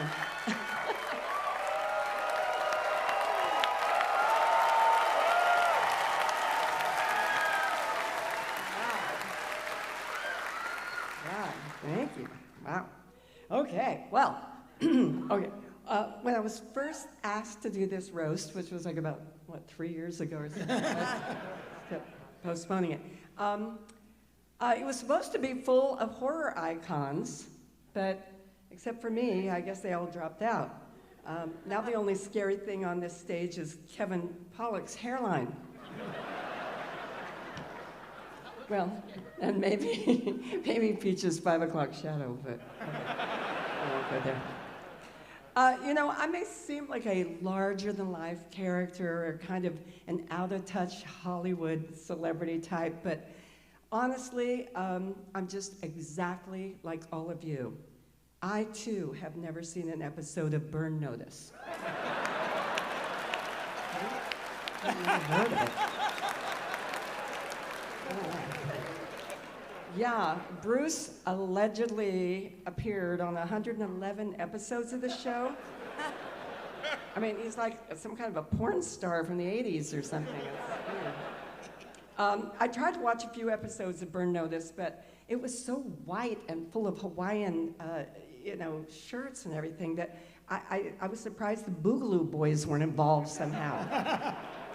Anyway. Dana Delorenzo acted with Bruce, of course, on Ash vs. the Evil Dead, which is a show on TV.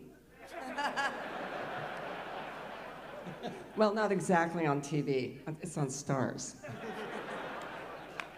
You know HBO's slogan, it's not TV. Well, Stars has the very same slogan, but for them it's more like a disclaimer. It's not TV, it's Stars. Yeah. Seriously, I mean, if everyone on stage right now just subscribed to Stars, its market share would triple. Just with this little group here. Okay, Dana Delorenzo refers to Bruce as her big brother, and Bruce refers to Dana as the subject of a future restraining order.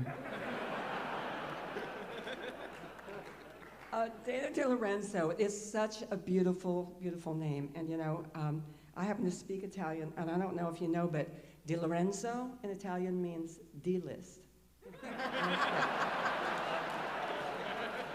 Which should make you feel right at home here tonight, Dana. Except for me.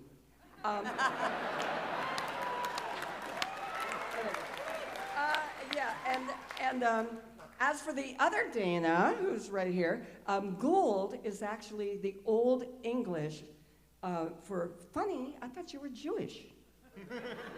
Anyway, okay. Again, Dana, that's why Kanye dropped out. you had to pick up the slack. Kanye. Okay, I get it. That wasn't funny. Okay, Dana Delorenzo over there. You might not have achieved cult icon status just yet, but you do seem like a great candidate for Scientology. And I have a brochure here, which I'll give you later. Okay, I can't find it right now. Okay, where am I? Yeah, okay. Dana, I just want to say that I remember watching you on the Craig Ferguson show, and you were really, really very, very funny, I've got to say. And speaking of late night shows, Dana, I always thought that you would make a fantastic late night host. But after meeting you tonight, I realize you really aren't likable enough. My good friend Peaches Christ is here tonight. That's right. The woman who put the can into Bruce Campbell. And you look amazing, as usual, always. Seriously, after taking a good look at all the guys up here on stage tonight, you're the only one I want to fuck.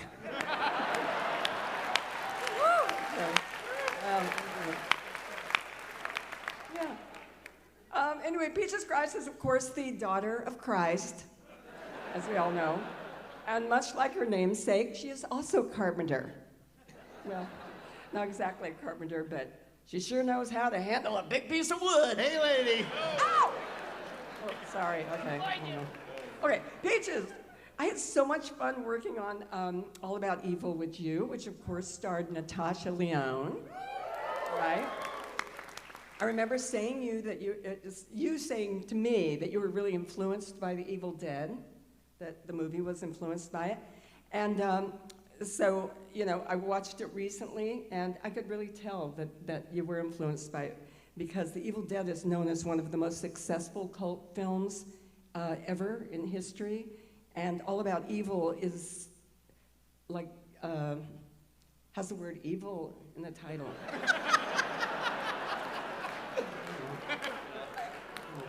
Anyway, The Evil Dead, of course, starred Bruce, who famously acts like he's on a ton of drugs, while All About Evil starred Natasha Lyonne, who really was on a ton of drugs.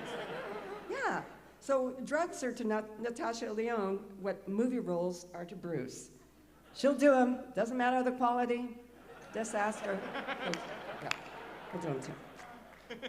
Okay, anyway, David Alan Greer is here. David, you are so impressively talented. I mean, really, Shakespearean trained, Tony Award-winning actor and entertainer. Thank you so much. You're welcome. I mean, I feel like just your presence here is the whole roast, you know? I mean, okay, wait, I lost my place. Okay. Oh yeah, no, I feel like your mere presence here is the whole roast, because it's, you know, Bruce is like, hey, look, a guy who can actually act. Yeah, okay, never mind. Okay, I like yes, that. that went up. All right, David Alan Greer used to regularly appear on the syndicated radio show Loveline with Adam Carolla and Dr. Drew, which was very, very smart of him, because sitting in between those guys, it makes anyone look funny. Very good. Yeah. Ted Ramey, I had no idea how Ted looked, but I'm so happy that he's here. Ted Ramey appears in a video game called The Quarry. Quarry? What is it? Woo! And To study for the role, he spent the last several decades in a quarry, aka his career. In the quarry, he plays a small-town cop, and after seeing him act, I have never been more sure that we need to defund the police. Okay. Kevin Pollock is here tonight. Ladies and gentlemen, Kevin. Unlike other people on the stage, I wouldn't describe you as a cult icon. You were more of a character actor. And I think the main difference is the cult icons are people who are idolized by a more limited audience, while character actors are just people who have a wider audience and they just say, oh yeah, that guy. Anyway, okay, I fucked up that joke too. Okay, and don't worry though, Kevin, really, I'm not gonna ask you to do one of your impressions. If I wanted to watch a guy pretend to be an actor, I would just watch one of Bruce's movies. Okay, Kevin was born and raised in San Francisco. Yeah, I know, hard to believe, a Jew from San Francisco. Just like our Senator Dianne Feinstein, right? And on behalf of everyone here in California, I'd just like to say to you what we'd all like to say to Senator Feinstein. Please, for the love of God, retire already.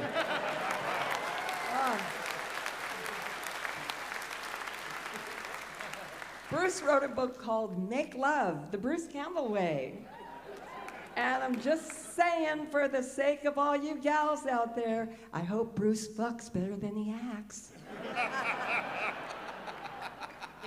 In 2007, Bruce made a movie called My Name is Bruce, because 30 years into his career, he still needed to remind people what his name was. They're working on a sequel, you know. Yeah, it's called, no, seriously, My Name is Bruce. Really, my last name is Campbell. I was in the Evil Dead movie, remember? Please, don't forget me. Well, that's a long title. I know, they're gonna have a hard time fitting that on the poster, right? Oh, anyway, I'm not saying Bruce is an actual horror movie icon, but I am pretty sure if you say his name into the mirror 5 times, he'll appear in your movie.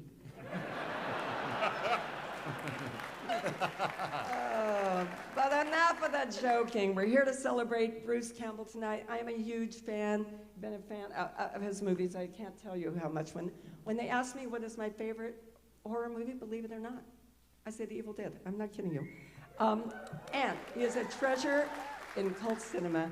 And most importantly, we are here because the check cleared. Okay, thank you, Bruce. Thank you, everybody.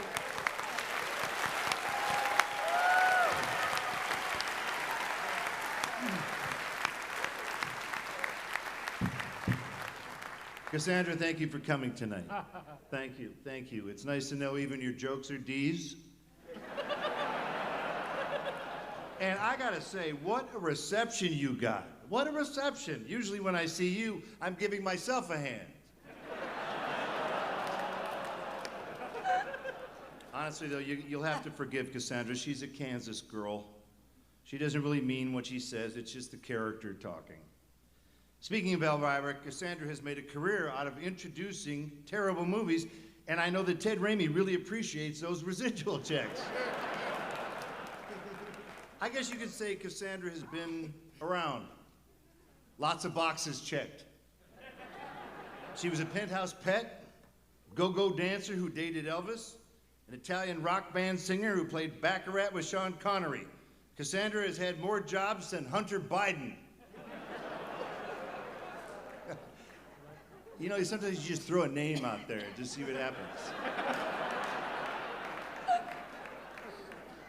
He's not here tonight. But I've known Cassandra for a long time. We've been green room buddies at conventions for decades. But who knew?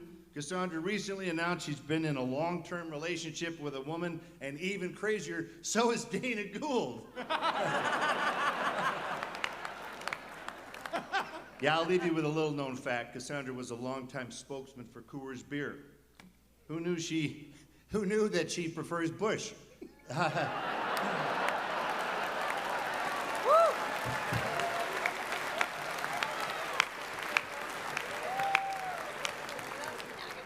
Thanks, Bruce. I'll clean this up.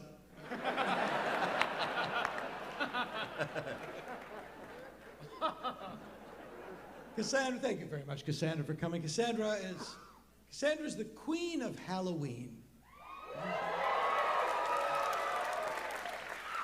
Halloween, of course, is my favorite holiday. Halloween is when people you don't know come to where you live and they take all your shit. The next big holiday is Thanksgiving, or as Native Americans call it, Halloween.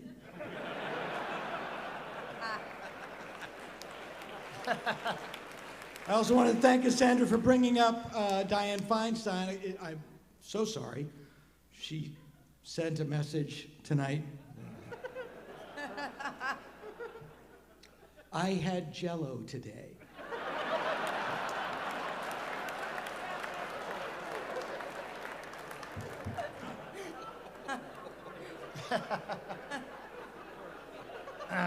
David Alan Greer is with us this evening.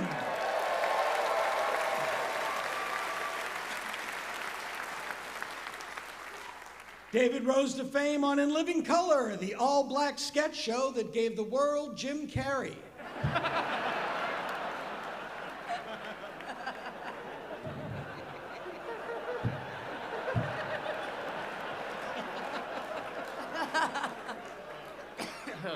David created the short-lived Comedy Central series, The Chocolate News. Here's a chocolate news flash. Every series on Comedy Central is a short-lived series on Comedy Central.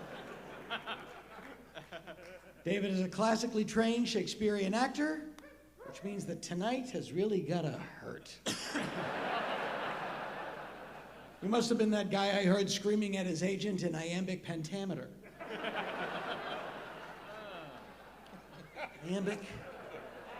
Iambic pentameter. That's how they talk in those. That's how they talk in those plays. Iambic.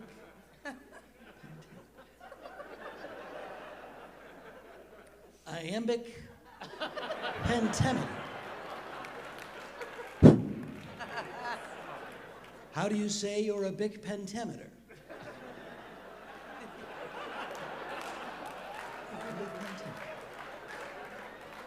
Made up on the spot in the time you saw it, and yet it was effortless.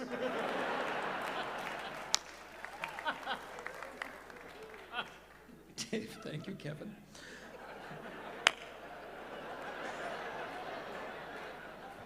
David was in a series of unfortunate events. Among them, the show, A Series of Unfortunate Events. David then starred in the film The Watsons Go to Birmingham. The story was set in 1960, which explains its sequel, The Watsons Get the Fuck Out of Birmingham. David is beloved in the Hollywood community. He is known to his friends as Dag, or as he likes me to call him, Mr. Greer. David Alan Greer, ladies and gentlemen.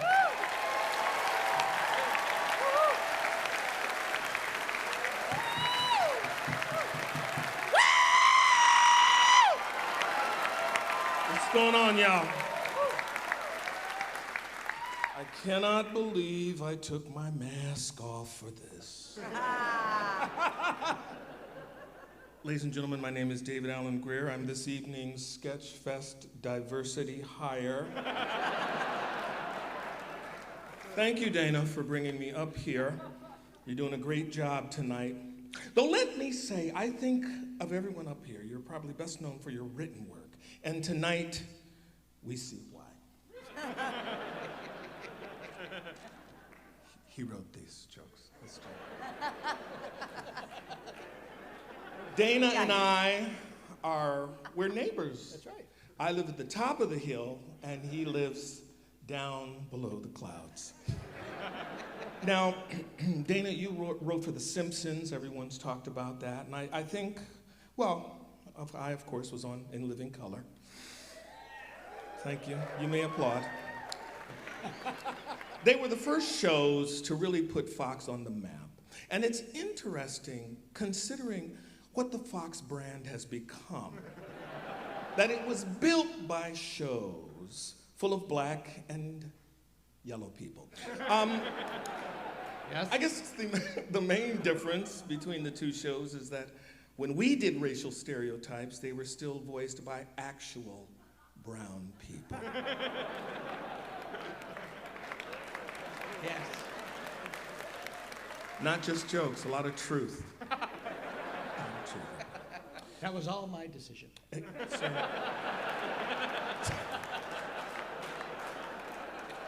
it's an honor to be here tonight. It truly is. It's a big honor for me, and I have to admit, I'm surprised to be going last. Or as I told my gentleman friend down there, Mr. Pollock, I'm closing the show. Fucker.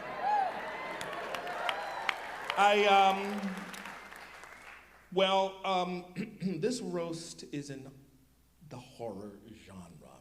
So like most of you in the audience, I just assumed I'd go first.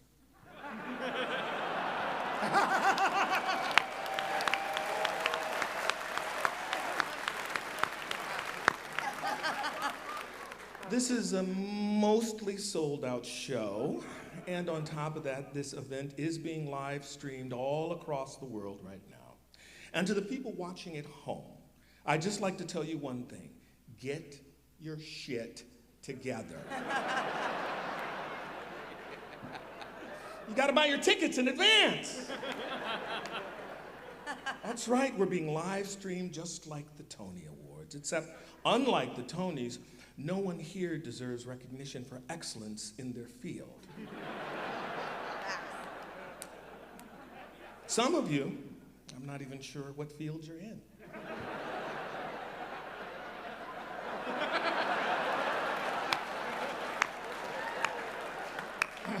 Peaches, you're just so angry. Bruce and I are both from Detroit, but I think it's clear I'm from the real Detroit. Brucey. Bruce and I acted in a movie in '95. It was a Tom Arnold vehicle called McHale's Navy. Now, if you'd like to know how Bruce and I got along on set, I'll just say this. This is the first time I've talked to this motherfucker in 30 years. And I'm being paid to do it tonight. But I can't help but feel it's because he needed someone, anyone non-white, to come on the stage and pretend to be his friend. Just address what everyone else up here has already mentioned. This stage is really, really white. Army of Darkness, it is not. It's more like the Army of Albinos featuring one Italian lady. Now, they even had a chance to make a last-minute substitution for Ted Ramey, and they still went with a white kid. Come on, you could have Bridgertoned up this joint. It's 2023. Anything is possible. One thing I like about Brucey here is that I know he doesn't believe in that white lives matter nonsense, right?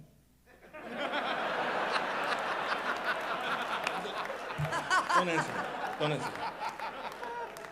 Judging by the amount of people who have died in his films, I'm pretty sure he doesn't think any lives matter. And I'm sorry that Ted couldn't fly here tonight. Apparently he asked his brother if he could borrow one of his private jets, but Sam said he only liked to use them for important events. Very environmentally conscious, I might add. Now, most performers up here are known as cult icons, and I'm just happy it's a horror cult. I can think of some way worse cults I can think of. Well, for me at least. Kevin Pollock, everybody. We love Kevin. Kevin and I, we're both known for doing characters, although mine, whether they hold up or not, sorry, Peaches, no offense.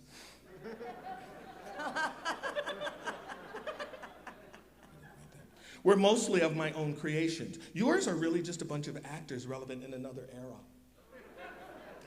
I'm actually surprised you don't do Bruce. Seems like he'd be more in your wheelhouse. Peaches, nice to meet you. Although you did go hard on me over Okay? Maybe you should change your name to Krabby Appleton.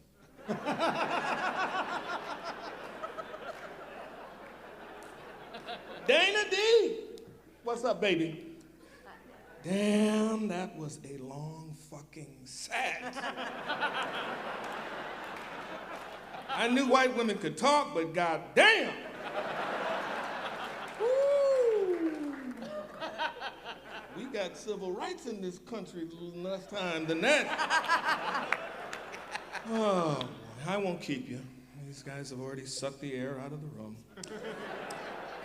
Of all the roles, speaking of myself yet again, of all the roles I've had, I think playing Jackie Robinson on Broadway is probably one of the best that prepared me for this show tonight. Like Jackie, despite all the hard work I put into my career to be the best on the lineup, I've had to spend most of the night watching less talented white people do the job. Ladies and gentlemen, I do love Bruce. I wish for once we could have a roast where we don't have to talk badly about each other. What's wrong with getting in a room and just saying, I love you, man? Let's not cut each other down. Anyways, fuck off. Good night.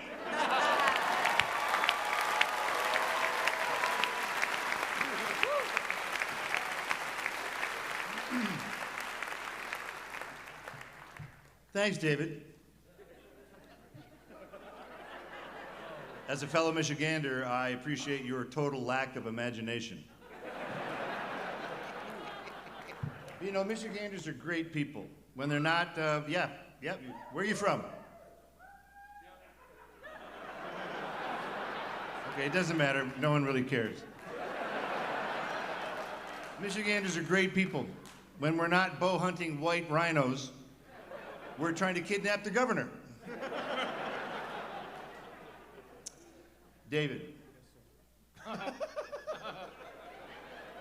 you're a great actor who's had a great career. I mean, the 90s were something, weren't they? They were something.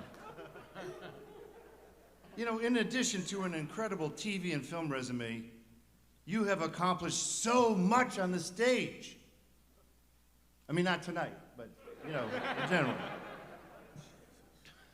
And for your information, Mr. Fancy Pants. Yes? Just because you have an MFA from Yale, that doesn't give you the right to belittle me. I made it 6 months at Western Michigan University. Yeah. Yeah, I'm sure all that fancy education helped you interpret your role on Alf. Yeah, maybe if you got a doctorate, you could have saved McHale's Navy. Oh, and hey, look, you got a sack of Tony Awards. How many Saturn Awards do you have?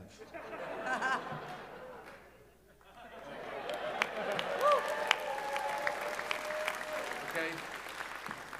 I even have back-to-back Chainsaw Awards. And the key to Decatur, Illinois. Let me tell you, I'm only 4 awards away from an EGOT.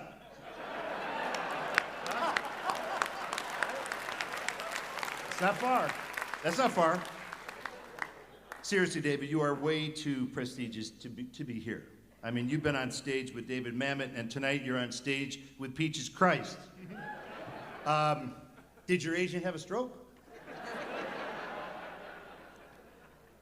And sure. Oh, sure, you've worked with Mamet. I've starred in a movie by the guy who wrote and directed Alien Apocalypse. Don't get all high and mighty on me. By the way, I loved you in Clifford the Big Red Dog.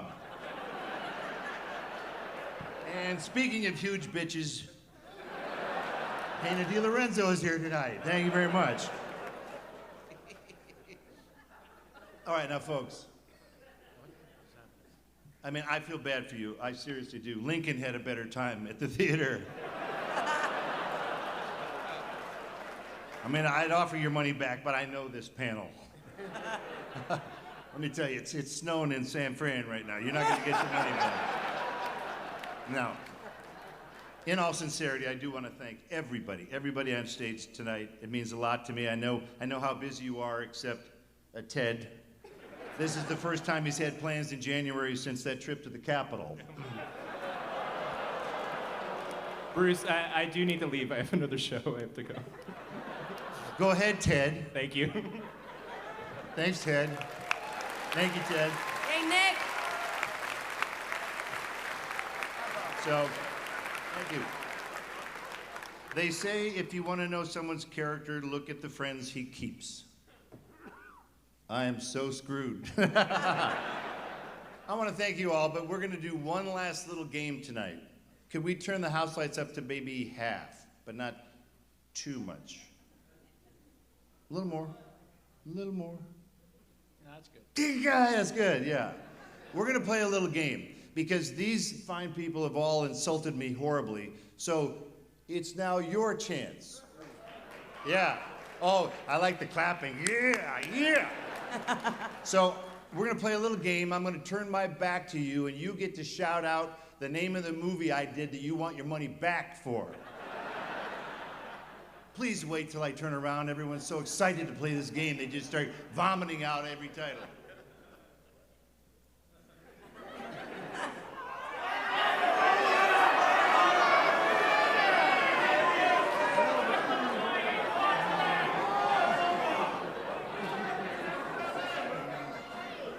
I need a single person to identify themselves. Who would like to stand up and name a movie? Name it. My name is Bruce. You want your money back? Yeah. Suck it, bitch.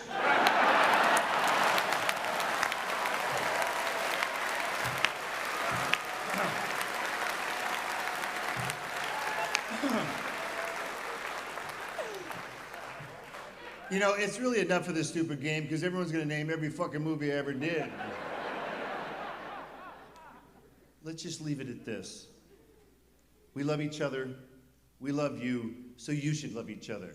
Have a great night. Thank you very much. Thank you to the panel. Thank you to our fabulous panel. One and all. Thank you. Campbell. Thank you.